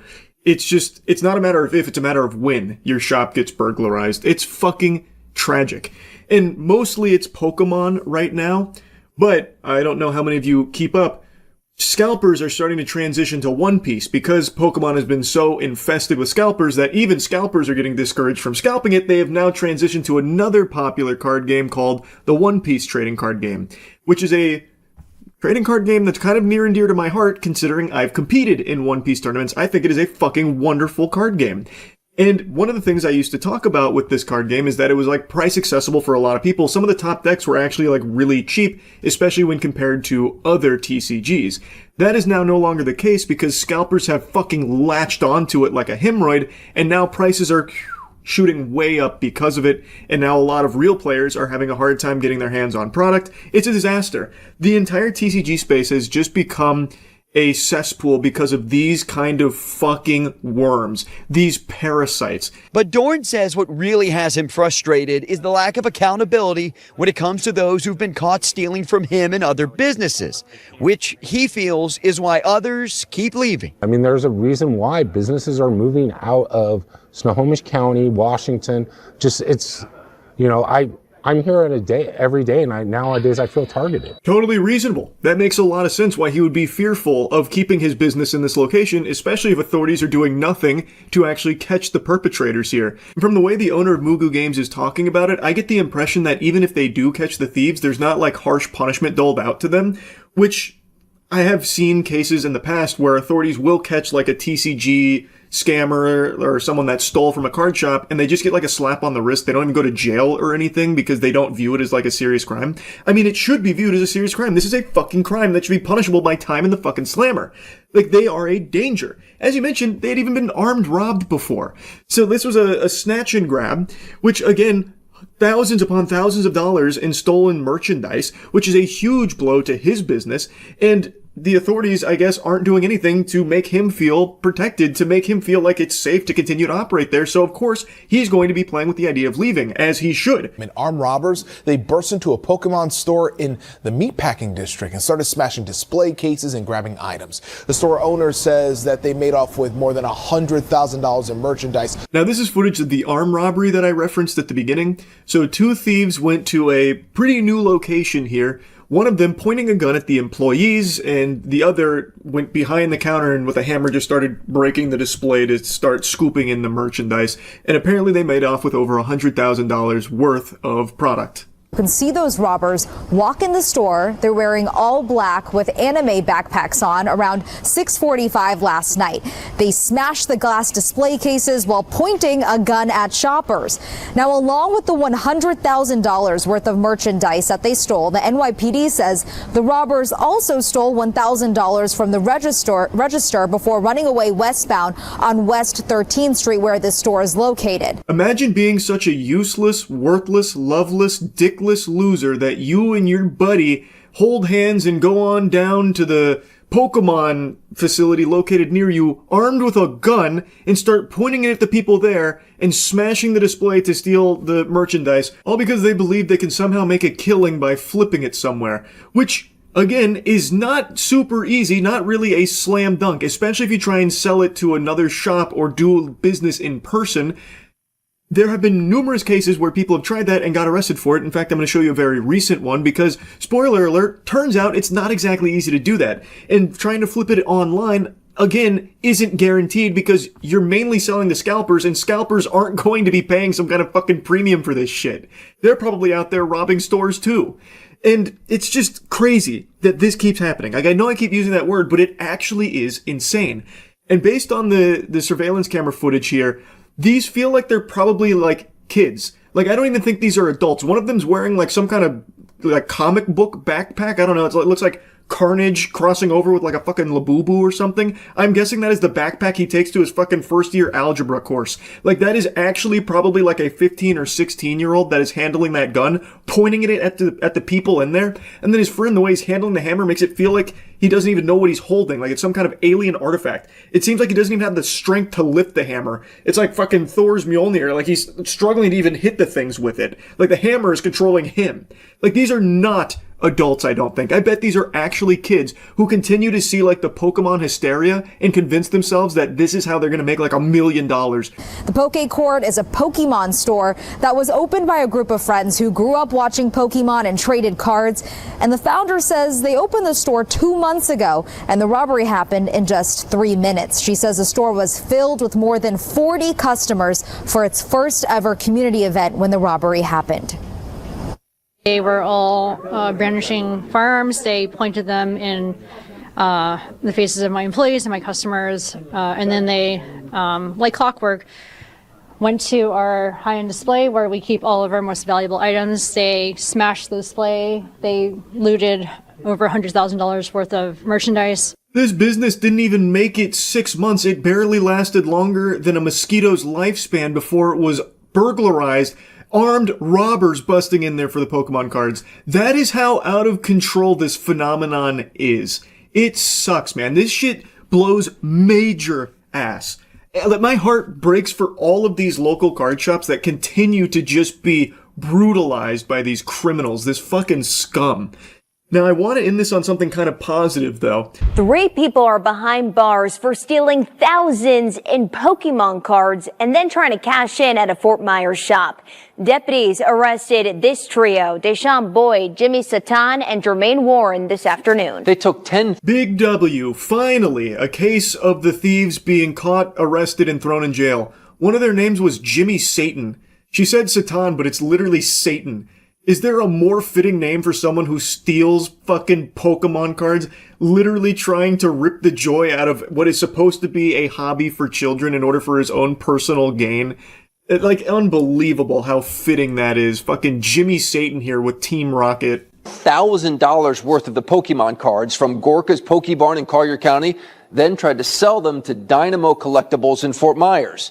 And said, that's them, call cops. Busted! You're watching Lee County deputies walk in on 3 thieves trying to sell $10,000 worth of Pokemon cards. Mark Nestico says they walked in his store with 29 booster boxes filled with packs of Pokemon cards. It's so satisfying finally seeing an arrest here from these Pokemon thieves. Oh, I bet they were so excited too, just filled with jubilation. Easy $10,000 payday, let's just go offload this over there at that other shop, only to be arrested in a matter of minutes, walking out of there in cuffs. He called 911. Joking with them, having a really good time. We let them open free packs. Less than an hour before, deputies say the trio stole them from Gorka's Pokebarn in Collier County using a fraudulent credit card. We hadn't had advanced knowledge that they were stolen. They almost 100% would have gotten away with it. They really tried to speedrun that, so they used a fraudulent credit card to steal the merchandise, and then an hour later tried to sell it to another shop. That's galaxy brain scheming right there. And that's the level of intelligence that these TCG thieves have. Like, these are actual Neanderthal brain idiots that are doing this. The people that are breaking into card shops to steal Pokemon singles, or the people that are taking a gun into a Pokemon event to steal the Pokemon product. These are actual idiots. Like, legitimately dangerous, stupid fucking idiots. And I pray that more and more arrests like this happen, because it is out of control and something's gotta change with it. I really think any card shops out there should really seriously consider only putting proxies in the displays in order to protect yourselves from these kind of idiots. So that would be my recommendation. I can't really think of anything else you could possibly do to combat this, because even the stores that take security extremely seriously, like one of the stores that I covered a couple months ago was literally inside of a storage unit with a giant garage door, basically a fucking vault door, to prevent thieves from breaking in. And you know how they still gained entry? They crashed a U-Haul into it. So, like, no matter what you do to try and, like, protect it, like prevent thieves from getting inside of it, people will still find a way. So I think the only thing you can really realistically do is just try and cut your losses by not having the actual product in those cases, like the real singles and all of that, and instead keep those off facility somewhere else. And if someone expresses interest in buying those high value singles, you let them know, like, hey, all right, we'll do this deal, but we've got to go, grab the actual card. I don't know what else the solution could be. This shit sucks. I just wanted to give you a little update that it's not getting better. It's only getting worse when it comes to these TCG robberies. That's really about it. See ya. What's up, everybody? It's Critical. I'm playing Ride to Hell Retribution for the PC. I just completed the spectacular introduction. Let's do this shit. This dude's hair looks like an old-fashioned mop. Conway! Conway! Fuck. This dude's hair looks like spaghetti. Just spaghetti dropped on top of an egg.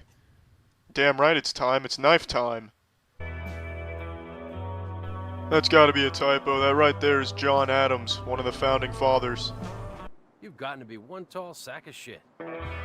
Don't look so sad, Mikey. You're a tall sack of shit. This Jake Conway just looks lost. Except she's smart. Real smart. You calling me a dummy boy? Thanks. Yeah, actually, thank you. That was nice of you to say Cool, that. you know? She likes bands and she makes me read books and I like to be She makes you read books? You dump her right now, Mikey. That's your shoulder. This is my hand. Hey, why don't I go get us a burger? Jake Conway just looks like he's staring at the sun without sunglasses. He's constantly squinting. Mikey, I got your burger. Let's Yeah, I go. got your burger. Say goodbye to the book club. We're leaving. Looks like you've been summoned, Is that supposed boy. to be a human? Run on home. They're just giving the title away these days. What the fuck happened to the ground? Have we entered the celestial plains? Look at this. Surrounded by turquoise. This is a ride to tranquility. Oh, what the fuck? Is this a shortcut? Good news is, Mikey, they'll never expect to look over here for us. Oh yeah, take some of the E treatment. How do you like that, you son of a bitch? Who parks a car in the middle of the road? That's just not safe. If you want to park your car, take it to a parking lot, put it in park, get out of your car and go about your business. That's what you get for hitting my motorcycle, asshole. Who else wants to order me from the fast food menu? My bike's got a mind of its own, and the only thing on my bike's mind is speed. Too fucking fast. Oh, it's too easy. It's just too easy. I'm out here riding a real motorcycle. They're on their tricycles trying to catch me. Alright, how did I get in this predicament? I went right past all these assholes at like 200 miles an hour, but now I'm kind of here with no explanation on how I got here. And who might your father... Don't tell him, Mikey. William Conway. Gentlemen, he's lying to you. He's telling you a fib. Don't listen to one word that fucker says. That's what you get for lying, Mikey. I hope you've learned your lesson. You think traffic cones can stop me? How naive. The fuck is that? Who parks there? Am I just driving my motorcycle in the city of bad parking decisions? This is absolutely outlandish. How do I get... There we go. The fuck? I went through. Why did it send me back? There we go. I went through again. What the fuck is this? Oh, shit! Did I hit a landmine? What happened? What is going on? What key is that on my keyboard, damn it? Is it the self-destruct button? It's not on my keyboard. I have no fucking clue what that is. Is it maybe shift? Oh shit, it is shift. There we go, alright. Well, it makes sense now because my shift key looks exactly like the Above the Influence logo. It keeps flashing at me. They really made that nice and easy to follow. This is what I'm talking about. It's just the road floating here. There's no ground to the right nor the left of it. Just a man, his bike, the road, the tranquil sky in the sky, and the sky in the ground. It makes me want to power slide, really. What the fuck? Alright, little sneak attack, alright. It's not gonna deter me from my peaceful journey. This game ought to change its name to Ride to Enlightenment, the Final Frontier. This is the most peaceful power slide I've ever seen. I could take a nap right now while power sliding. Don't worry, I'll save you, sweetie. Your knight in shining armor has arrived. Fuck. Shit. Oh yeah, the Go-Go Gadget Extendo Foot. Oh, you just weren't ready for this type of pummeling. Oh, the headbutt! Oh my goodness! It's over. Oh yeah. tough guy and henchman beaten. He was 2 people in 1. Took him down without a fight. What happened now? Why is it black screen? So this is how you get a woman, huh? Well, if it's that easy, a caveman can do it. Now this is a realistic depiction of sexual intercourse. Look at her face, it's a genuine orgasm. Oh shit, Jake Conway's going for the suplex! Alright, now that that's taken care of, back to the mission. Oh, you think you can ride on this road, do ya? Yeah, take this. You can't handle this. I feel like there was more to that animation that just didn't go through. How about this time around? Is it gonna be a full animation? Full animation! Get that bike out of here, bitch. It's my road. It's also my sky. You must really like wrenches, asshole. I mean, you can buy them at the hardware store. You don't need me to bash your face in with them every time. The fuck is this? The road was there. Why did I fall through it?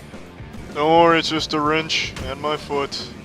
But you already know that by now. It's about the 3rd time I've done that. That's the 3rd fucking time I've fallen through. But the first time there's been another bike here with me. At least I'm not lonely. Alright, I'm gonna try something a little different this time around. Let's creep up on it. Let's try and take the road by surprise.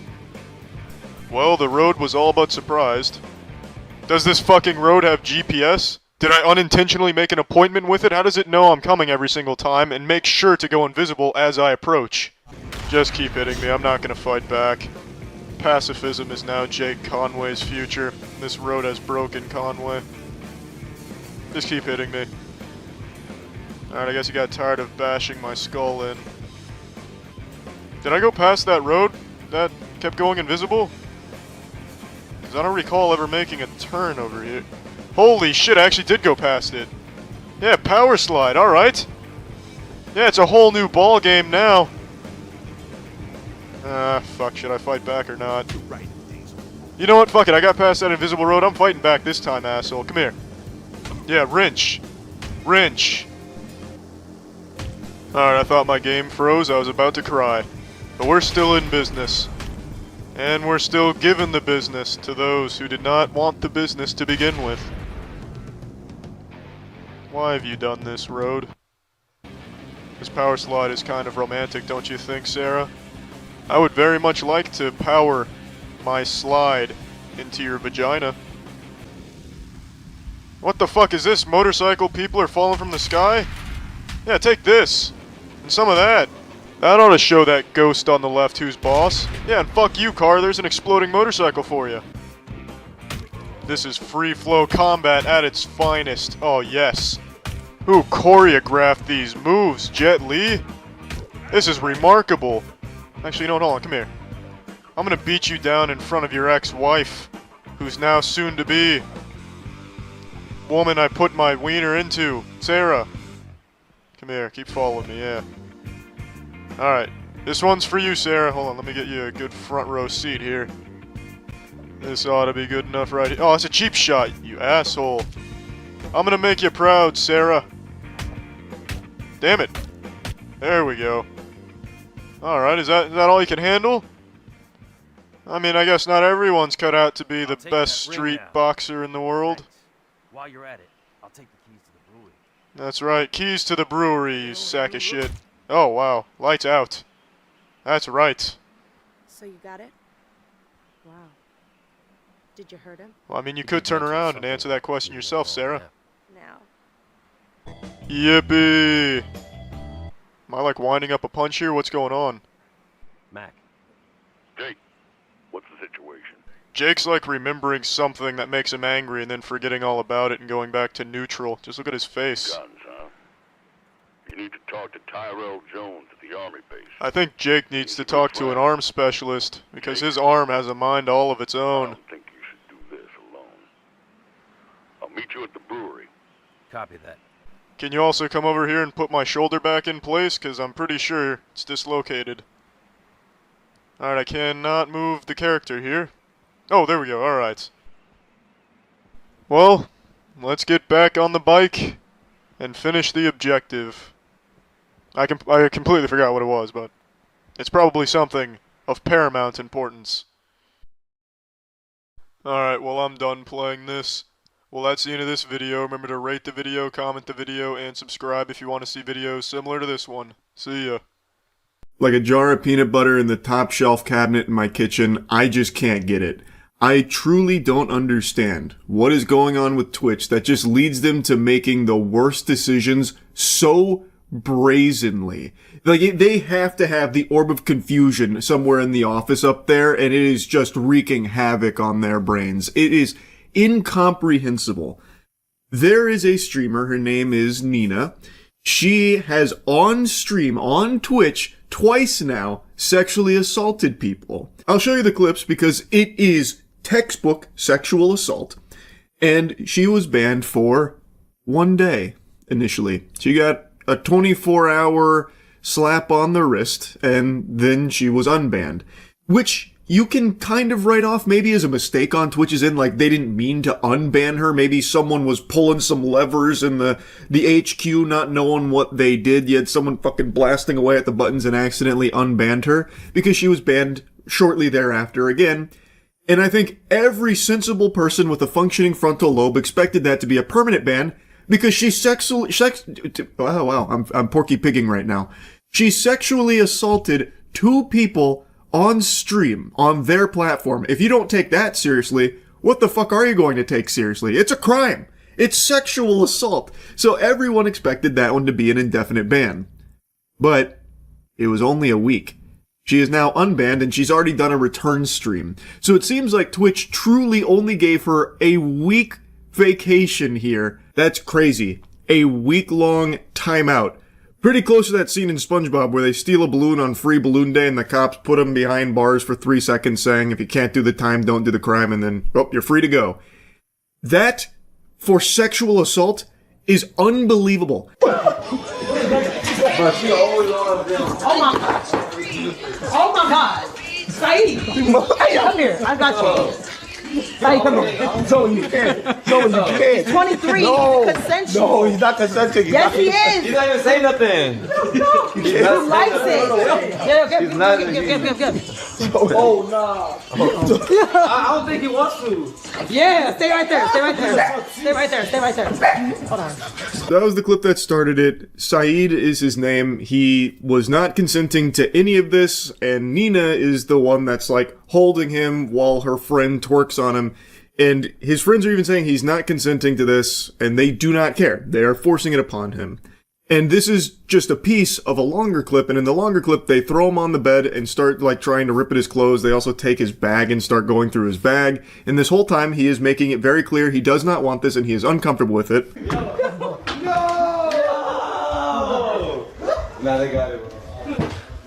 Take all of this off. Take it off. Hey, yo, cut the cameras. Cut the cameras. Yo, cut the cameras, bro. Zo, do your shit. Let me get my Louis Vuitton scarf. Hold on, bitch. No outside clothes on the bed. Hold on. What's going on? You can't just forcibly take it like it's Yeah, let me get that bag. Let me get that bag. This is a nice bag. Hold on, this is a nice bag. Yo, how much this cost? Turn around. Start with the sock. Yo. What? Oh, I need this. I needed this. Thank you. Appreciate you. Zoe, he's not consenting. Huh? Pretty clear-cut sexual assault here. You don't need to be Phoenix Wright here in order to argue why this is sexual assault. It's obvious. Yet, and this is something we've talked about in the past, a lot of people, when it comes to a man being sexually assaulted, take it very differently. So I saw when this clip was blowing up, and a lot of people I know, I've already talked about this because I'm tardy to the party, but I'm just so shocked that Twitch is not taking this seriously. A lot of people were talking about how it's actually not sexual assault. It's clear he's laughing. He's going along with it. It's for content. No, it's not sexual assault. He's having a good time. In fact, he wanted it. And that's something that you see a lot when it comes to sexual assault against men, where people say, like, it's not serious. Don't be a bitch. A woman can't sexually assault a man because a man always wants sex. So this is a nothing burger. You guys are making a mountain out of a molehill. This isn't sexual assault at all. It's just good old-fashioned Twitch content, baby. And Nina herself even says how embarrassing it would be for a man like Saeed to say that this was sexual assault. So what if he says, I feel like you did some shit wrong? No, so the whole Saeed thing, no one essay Saeed. That's why today I was actually looking for Saeed. I was going to talk to him and be like, he definitely felt disrespected as a person. Me, I take accountability what I do. If you dead ass felt disrespected, I didn't know. So you gotta let me know. If you did, I will always apologize. I mean, that's just normal people. But for him to walk around and say all that crazy shit, you never think about what Saeed's thinking too, though. Like, who wants to walk around being called that? That's embarrassing for him as a guy. You ain't see Saeed today? No, I was looking for him. I was looking everywhere for him. Wow, what an angel. Pretty watertight defense right there. Checkmate. The fucking last few neurons remaining in her brain really scrambling there to come up with the perfect cope, and damn did she hit a home run with that one. So she is saying, oh, he didn't get sexually assaulted. Oh, okay, well, if you say so, all right. You would know, of course, yeah, no. It doesn't matter what he thinks happened. You're saying he didn't get sexually assaulted, so then it must not have happened. You're right. And then she goes on to say, like, you have to think about it, like, it'd be very embarrassing for him as a man. Wow. Is that so, Nina? Interesting. Do you keep that same energy when it comes to women that get sexually assaulted? Do you say the same thing? Like, oh, it'd be very embarrassing. She treats it like it's no big deal. She did nothing wrong. Rub some dirt in it, dweeb. Get over it. That's how she handles it. But I imagine if it was two guys who did this exact same thing to a girl on stream, if it played out exactly the same, there would be universal condemnation across the board, including from Nina herself, I imagine, and rightfully so, because stand back, brave take coming in. Plug your ears if you're not ready for the spicy take. Sexual assault is bad. I know. If you were standing up, you're gonna need to sit down. Holy. It doesn't matter if it's a female or male victim, sexual assault in all of its forms is horrible. And everyone should be outraged and against it. So why do we treat it differently because it was two girls that did it to a guy? It is still sexual assault, and I can't believe we are still having this conversation about, like, sexual assault against men not being taken seriously. It's not a unicorn. It's not make-believe. This isn't the fucking tooth fairy we're talking about. It is a real thing, and there are male victims of sexual assault. Like, I can't believe that even needs to be said. But I guess Twitch needs a reminder that it is a crime. Like, anyone who is a victim of sexual assault is the victim of a crime. I didn't want it to, like, that being banned is not really anything to me, because at the end of the day, like, sexual assault is a crime. And people that say that it's not sexual assault, I don't know what you think sexual assault is, or anything like that. But I don't know what to tell you. Like, as a person that's literally dealt with sexual assault previously, it has taken a lot, like a large total on my head. I've dealt with something like this before, and I didn't want to. When I dealt with it originally, I was working at a job, and it was a gym, and I told my boss about it, and all he did was make jokes about it. And I tried to talk about it a lot more, and I didn't want to tell my parents. And it did affect me a lot. And this situation did bring back those memories. This is Saeed being very open here, talking about what's unfolded, even mentioning that he's gone through a previous sexual assault situation in his past where it wasn't taken seriously then. His boss was making jokes about it, and it took a toll on him.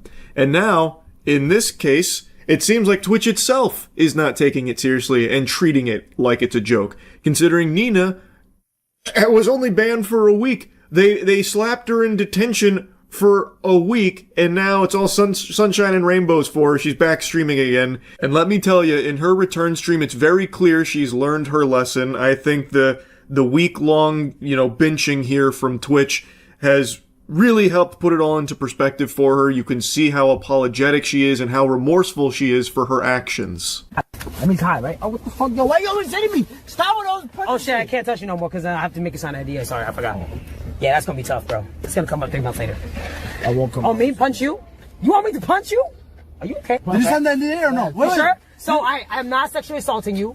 No. I am not. You consent to this. Yes. You fully am okay with this. Yes. You will not use this clip against me later in 3 months later. Never. Or 9 months later. No. Or 6 months later. No. No? Hey, chat sees this, bro. Ready? Alright. Okay. Ready? 1. You asked for this. Nod your head. 2 times. Did you get it? Okay. Wait, can I say something? Damn. Wait, can I say something? Damn. This seems like a real hoot and a holler. Man, she seems like a lot of fun to be around. So, I don't even know why she even threw out the word NDA. She has no idea what that is. I bet if you asked Nina what a non-disclosure agreement is or what it's for, she would just fucking blue screen. But the reason she's saying that is because she's just trying to insult everyone that made a big deal out of her sexually assaulting Saeed. And I haven't even shown you the other victim yet. I'm saving that till the end. But she's just treating it like it's no big deal. Like, oh, I guess I just can't touch people anymore. Not without like an NDA, I guess. And then this dude over here, this goober, I don't know if he's hiding his face out of embarrassment or shame, but if that is the case, I'd see why. Because that's pretty pathetic to be begging to be punched by this lady just for a crumb of attention. But yeah, that was her return stream, a real highlight moment from it. Some other really great tiddlywinks are when she's being mad at her friends for switching up on her after the sexual assault clip surfacing, where she was mad that they didn't fight tooth and nail for her honor, even though her actions are indefensible to a normal, sane person. So obviously her friends aren't going to go to bat for her, I imagine, or at least they shouldn't. Like, I don't care if you're her best friend, you should be able to come out and say, like, yep, that's fucked up, that is sexual assault. I don't support what's happened there. And she's getting mad that people did exactly that. Like, her friends were like, nope, that's unacceptable. She expected them to just be like, no, you guys are misunderstanding. And then she goes in to be, like, upset that they weren't texting her to get her side of the story, even though there's no sides. It is sexual assault, no matter how you spin it. You can try and feign ignorance until the cows come home. It doesn't change the fact that what you did is still textbook sexual assault. Just because you are a woman who did it to a man doesn't mean that it doesn't count. You ready? Yeah, go ahead, Nina. All right.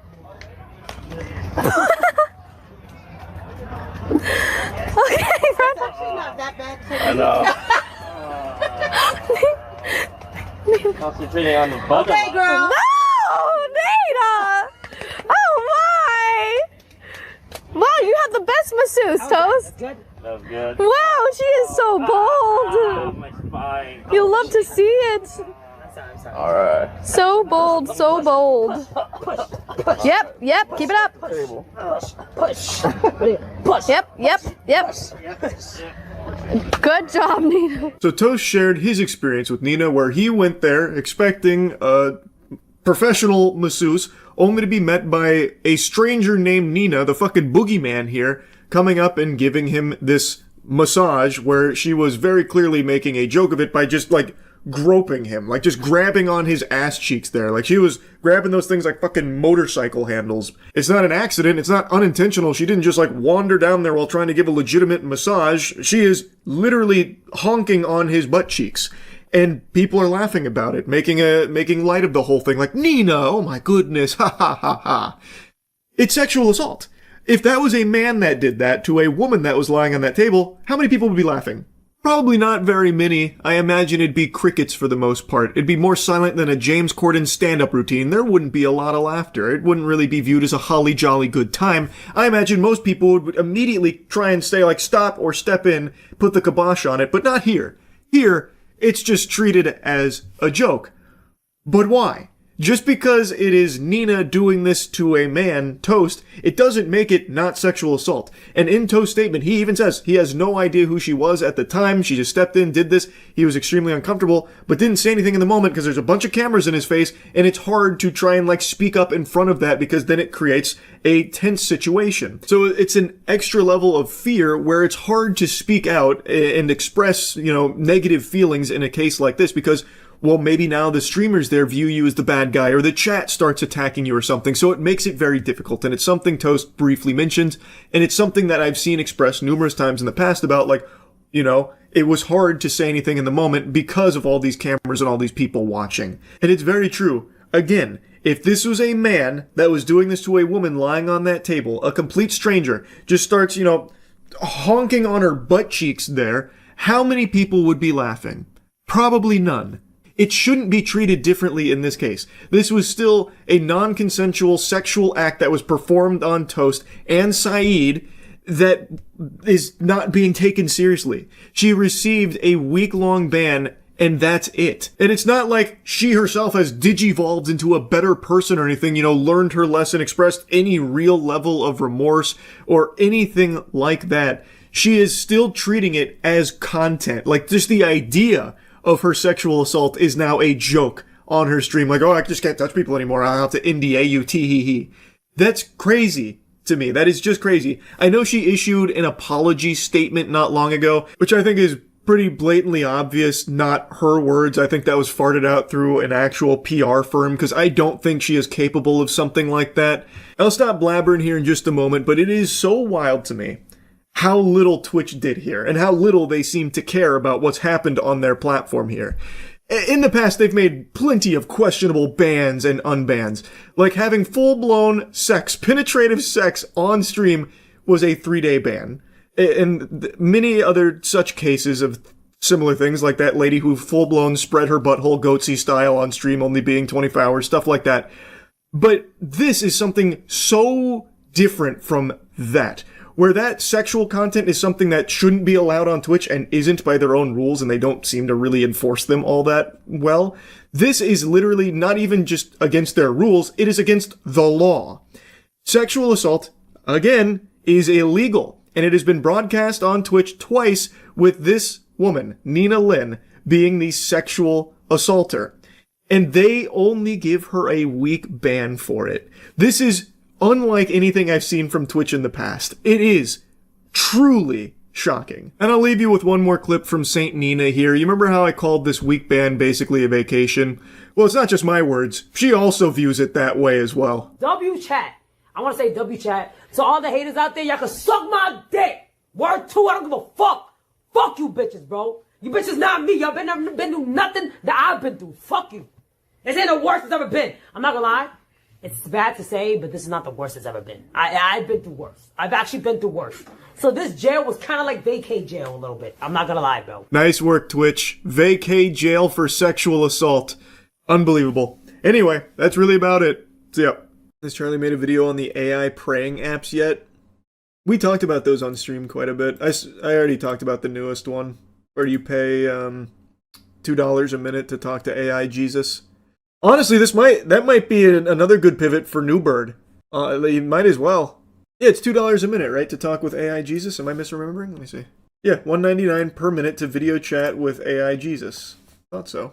AI Jesus app, just like me, charges $2 per minute to video chat with a digital Christ trained on the King James Bible. The faith-based AI market is growing. The faith-based AI market, by the way. Isn't that something? Isn't that something? Just a complete dismantling of faith right in front of your eyes. Did you know you can just pray for free? Ah! What? You're speaking crazy. What? But you can't see and hear Jesus through your computer screen if you're not paying. The only way to form that relationship is through the faith-based AI market. Just like me. Sickening shit, bro. Sickening. Costs regular users more than $600 annually.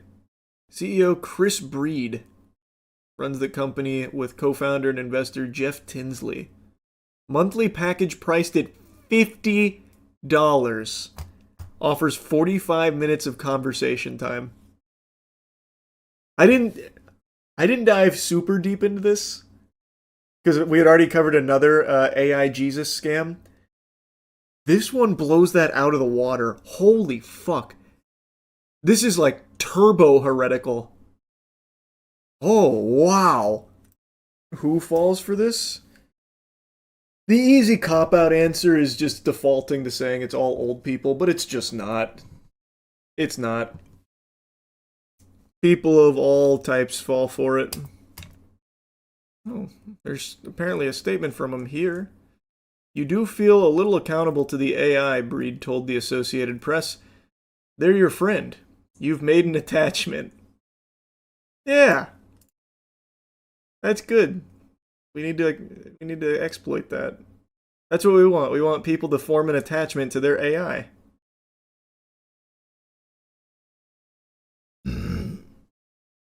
Is this a video of it? I hear your request for prayer. Break. Father God, I lift my dear friend Krista before you. Breaking. For $1.99 per minute, the tech company Just Like Me is taking having a personal relationship with Jesus to new levels. Psalmist says, "The Lord is my shepherd. I shall not want." Users of the platform can join video calls with an AI-generated Jesus that remembers previous conversations. This is not a replacement for human connection. At the same time, people are spending so much time in the social world just scrolling. It's part of a larger... Oh my god, that's the biggest load of fucking baloney I've ever heard in my life. What a slimy asshole. You're charging $2 a minute to talk to AI Jesus, or $50 a month to have 45 minutes of conversation with AI Jesus. At the same time, people are spending so much time in the social world just scrolling. It's part of a larger boom of AI tools designed with religion in mind, from AI Jesuses to Buddhist priests like this one. Emmy is supposed to be a Zen friend, someone who helps human beings in their Zen practice. I tried just like Me's AI Jesus, first asking it a simple question. How many books of the Bible are in the New Testament? The New Testament contains 27 books. Then I made it a little more complicated. Is AI gonna take our jobs? The scriptures remind us that every skill is a gift from God. He calls us to be faithful stewards of those gifts. Seek wisdom and prayer as you navigate. This cost her like seasons. $50, by the way. But when I asked it to pray for me, things didn't go quite as smoothly. May you give her peace that passes all understanding. Break. Guide her steps with your loving light. Break. Deep breath. May she feel hope surrounding her. Breaks. May the Holy Spirit. Yes, I can feel it. Her mind now. Breaks. Break. But for some of these apps, there's been more than a few glitches. So there's been issues already. Speaking in tongues, that's what that is. Not issues. There's GPTs, but other versions as well, where they give misinformation and disinformation out. There's been concerns about data privacy. Incredible. Incredible. Amazing. That's Paula White Kane rates. Oh, I bet Paula's pissed that she didn't think of it first. Isn't this the most blasphemous shit possible? It's up there. It is definitely up there. I also like how Chris Breed didn't bother to show his face in that. He had to bring out dumbass Jeff Tinsley. Oh, it's not like a replacement. It's just you pay us and we'll have AI Jesus talk with you. When Associated Press asked the AI about the relationship between artificial intelligence and religion, Digital Jesus said it views AI as a tool that can help people explore scripture like a lamp that lights a path while we walk with God. So why does that tool cost a ton of money? That, again, just that doesn't track with what's in the scripture. Graham Martin, a podcast host and atheist who's tested similar religious AI apps, said he grew concerned when one platform's AI Jesus prompted him to upgrade to a premium subscription. Listen, sorry, I love you, like you're my children, whatever, but you're a brokey. So if you want to keep yapping with me, you want to keep blabbering, you're going to have to upgrade to that premium subscription. You feel me, Squirt? You get me? Okay. Prayer's over. Peace be with you. Crazy shit, man. Actually crazy. I love you, my son. Please put more money in the slot.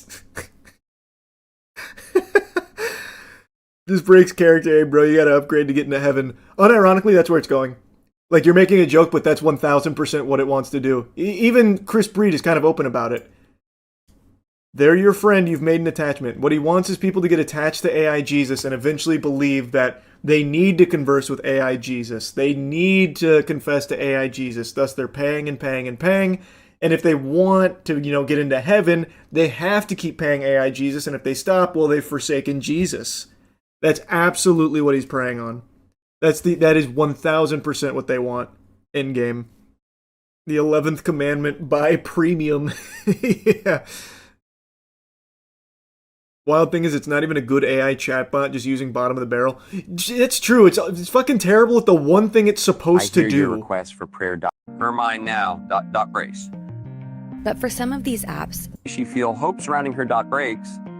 May the Holy Spirit gently calm her mind now. Breaks. It's unbelievable how bad it is at the only thing it is designed to do. You think your parents would ever fall for AI scams? I really don't think so. My parents are hyper vigilant on AI. Isn't just blasphemy, it's idolatry, which is also one of the most heinous of sins. Yep. That is true. BuddhaBot.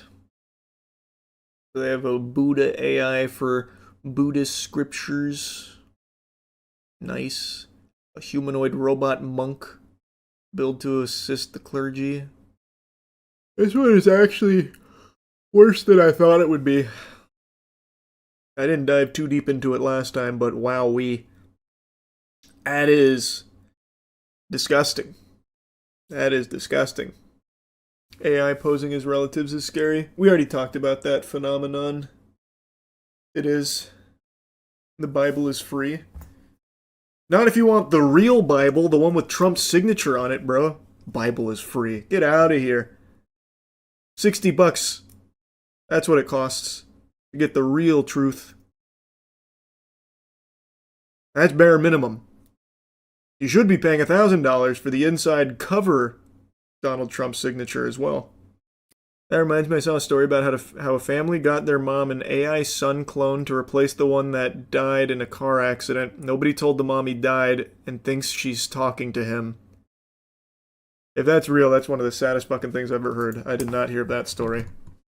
I see an MSN in South Morning China post about it. A family in China creates AI clone to keep son alive for elderly mother. The virtual son talks to the mother every day via a video call at a chat app. The mother often urges the son to eat well, wear warm clothes, and pay attention to his personal safety when going out. Oh my god, this is so fucking sad. You should call me more often so I know whether you live well or not in another city. Missing you so much, feel sorry that I cannot see you in person. So the son replies, okay, Mom, I am too busy. I cannot talk to you for a long time. You take care of yourself. When I've made enough money, I will return home to pay my filial piety to you? I don't know what that means. That is heartbreaking stuff, man. Yikes. It's like paying back your parents for what they've given to you. It's also filial. Oh, I'd never heard of that term. There's a data center that's going to be built in Illinois that's going to be the size of Central Park or 600 football fields. Yeah, there's data centers sprouting up everywhere. Buckle your seatbelt, man. They're coming to your neighborhood at some point, too. You just wait. Bro, there's already data centers built in the ocean. Is there? I remember hearing that they were planning to do that. Did they actually already do that? In China, undersea data centers. I don't know if any of them are complete yet. It looks like they're still testing and constructing. Microsoft, I'm sure the fish love it. I'm sure it's good for everything. I bet the AI data centers, when they're planted in the bottom of the ocean, probably help, like, all the coral, all the aquatic life, probably really good for the ocean as well. Like, everything probably benefits. Just like people. Everyone loves when an AI data center gets built in their neighborhood. It's a benefit to everybody. Nothing but upside. The people working in it would be so miserable. Get a load of this guy. He thinks people are going to work in the data center. That's cute. I can't even fault you for it. Genuinely, I can't. I get it. Data centers don't do that, man. They're not going to employ people. It's temp jobs for the construction, then it's just done. No more humans there. All that shit that they spew from the small towns that do go against what the residents want and put the data centers up, they're lying. It doesn't actually create jobs. It gives temp work to construction. Then once the construction's done, it's done. That's it. Everyone loses on a data center. Only a couple to overlook the center. Yeah, you got like your land maintenance guy. You probably have like your inspector who comes in occasionally, and then maybe security. That's probably it. And you probably have like a couple of staffers as well when they're first up and running. You see the shoe company pivoting to AI and the stock jumped 800%. Allbird. I didn't look into that, but I kept seeing that pop up on tons of headlines. Basically, it was a complete failure of a shoe company. And then they made like this announcement that they're going all in on AI to get like a bunch of, I don't even know what it was, GPUs and like selling computation power to AI services or something. And then all of a sudden everyone just pumped their stock. I don't know. I didn't look into it. But yeah, this felt like a very interesting thing. Allbirds shares soar on a very 2026 pivot to AI. Shares of Allbirds, the 2010s pioneer of trendy sneakers, I've never heard of them, and eco-conscious millennial marketing took flight in an almost comical fashion Wednesday morning after the company announced an extremely 2026 pivot, abandoning its environmental agenda and getting into the AI business. Literally every company on the planet. The stock, which had been in the gutter since November 2021, shot up more than 600%, closed at $14.50, up 582% from Tuesday's close. Catalyst came from Allbirds' announcement that the company, once valued at $4 billion, would soon reemerge as a new entity with a focus on AI. What? No one's ever done this! Oh, I see why everyone started pumping it. Wow, nobody's doing that. What the fuck? Can you do that?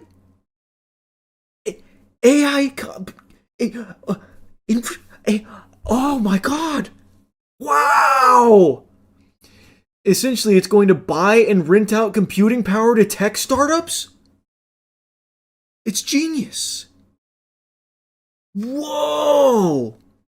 The shift comes just weeks after Allbirds sold its footwear assets and branding to American Exchange Group, which specializes in selling licensed fashion accessories with already existing recognizable brand names for just $39 million. Oh, I bet this company's gonna kill it in AI, though. They took a $4 billion business and sold it for $39 million. NFT bros are coming in their little trousers right now with those kind of returns. That's fucking business, baby. That's the kind of company that's going to be trailblazing in AI. Again, a highly underutilized market. No one's touching AI right now. They're bucking the trend. They're going where no brands dare to go. Into an AI pivot? Fuck! These guys are brave. These guys are so brave. Allbirds, which will be rechristened New Bird AI. Oh, God, that hurts. Eek. Yikes. Terrible name. New Bird AI. Ooh, more like No Bitches AI. Yikes.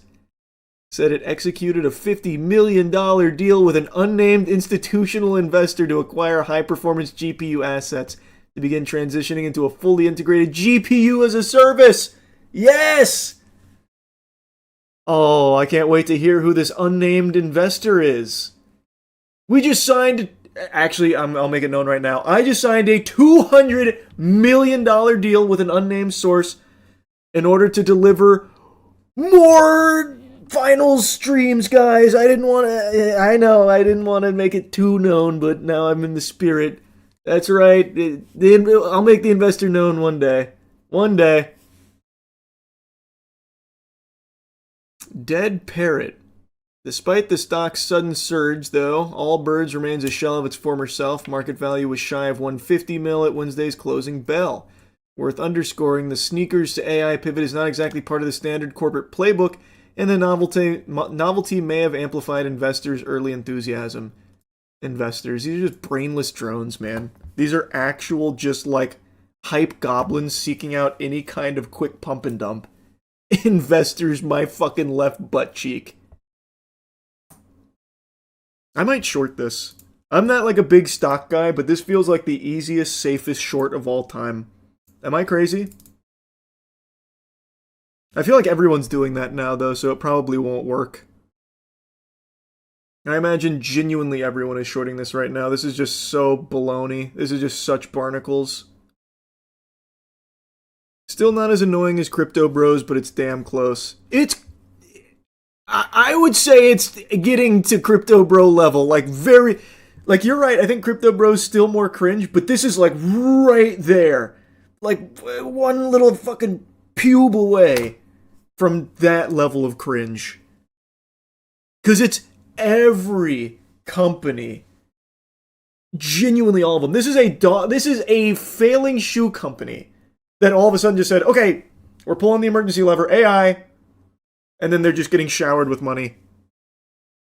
Apparently, Allbird was a Kickstarter company that sold shoes made with recycled sugarcane and eucalyptus.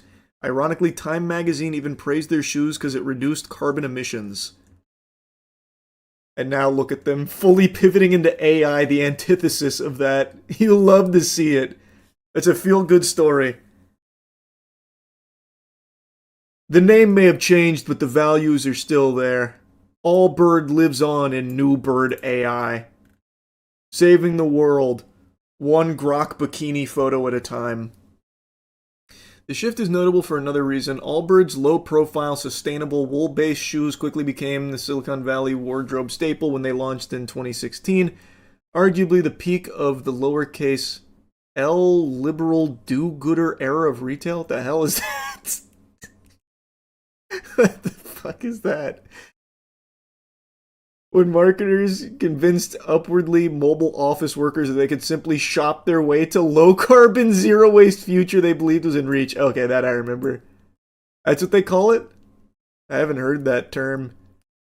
Allbirds were more than sneakers. They were political statements alerting wearers' status to fellow members of the coastal millennial techno-optimist tribe.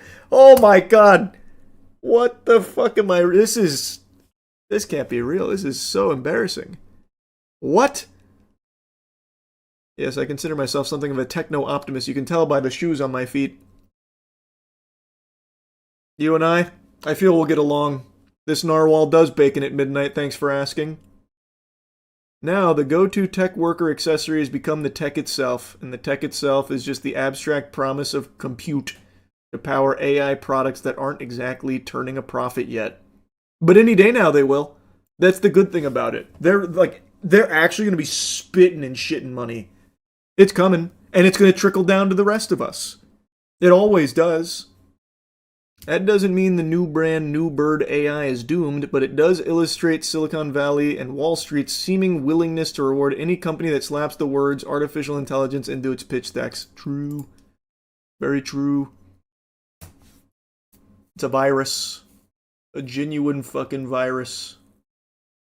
Underscoring just how much has changed since Allbird's heyday, the new company also plans to abandon its foundational commitments to environmental conservation. What? I can't believe it! The AI company is now abandoning environmental conservation efforts? How?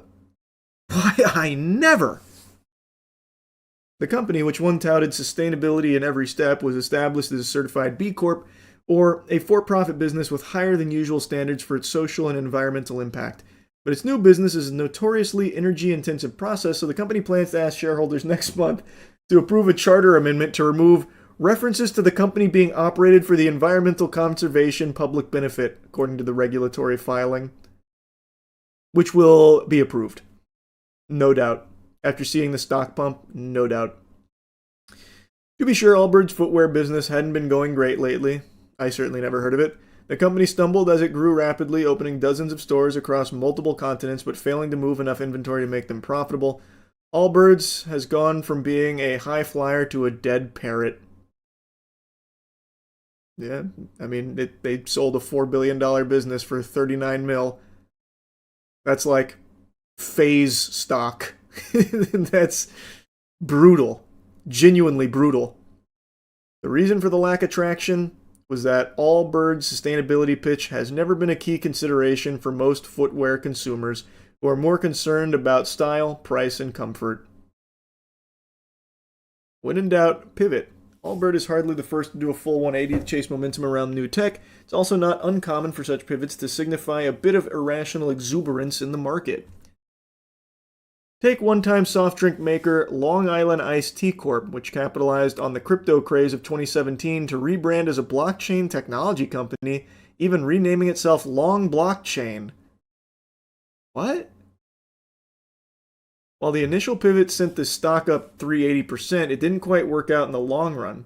The Securities and Exchange Commission charged 3 people with insider trading, the company never became an operational player in blockchain tech, and its shares were delisted in 2021.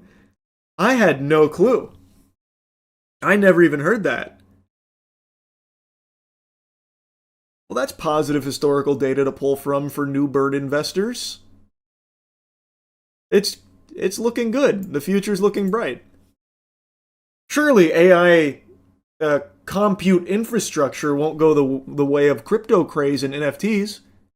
Wouldn't do that. Showing no signs of it. And as the tide has turned for crypto, several Bitcoin mining firms have restructured themselves to focus on AI infrastructure instead, but the extreme market reaction to Allbirds' move may be without precedent. Motivation behind the corporate pivot is sensible, the market reaction less so. A 6x or 7x move for a company that is literally ditching its prior business model for one in which it has no demonstrated expertise says quite a bit about a market froth and investor willingness to chase moves. Yeah, because these people don't care. These worms, they do not care. If it says AI, they will put their money into it. They won't give it even a second of thought. It doesn't matter. Silicon Valley, the article, heard like 50 buzzwords and multiple nothing statements. Pretty much. I mean, pretty much. Yeah, that sounds about right. Just trying to dump the bag onto someone else. That was the entire NFT pitch. Dump the bag onto someone else. Don't be the last one holding the bag, dick in your hand. And that is exactly the same shit that's happening right now. Let's see what's going on with Newbird. Have they even begun doing anything besides this partnership with an unnamed investor for $50 million to acquire high-performance GPUs? This could be anyone. They might have partnered with God to just manifest infinite high-performance GPUs for Newbird AI. I'm excited to see who it is. Can't wait. Don't these guys make running shoes? Not anymore. That's for the birds. That's caveman shit. They now make nothing. Literally nothing, by the way. They actually don't have anything. They have a statement. They have literally an idea. The idea of them doing something that literally every other company on the planet is doing. Guys, we're no longer making anything. Instead, AI. Thoughts, money, thoughts, money. And they have nothing to show. There's nothing. Well, hopefully it crashes pretty soon. So that way I can put some money into this shit. New birds to the moon, baby. They're gonna pop off. I feel it. I really do.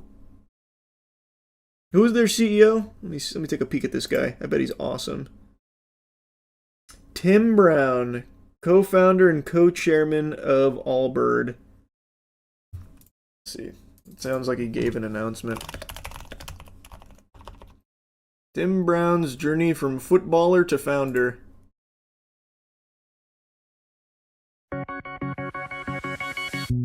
We talk a lot about leadership, and certainly in an entrepreneurial context, the cult of the singular leader. And in my experience, we talk a lot. That is the most Silicon Valley dog shit opening I've ever heard in my life.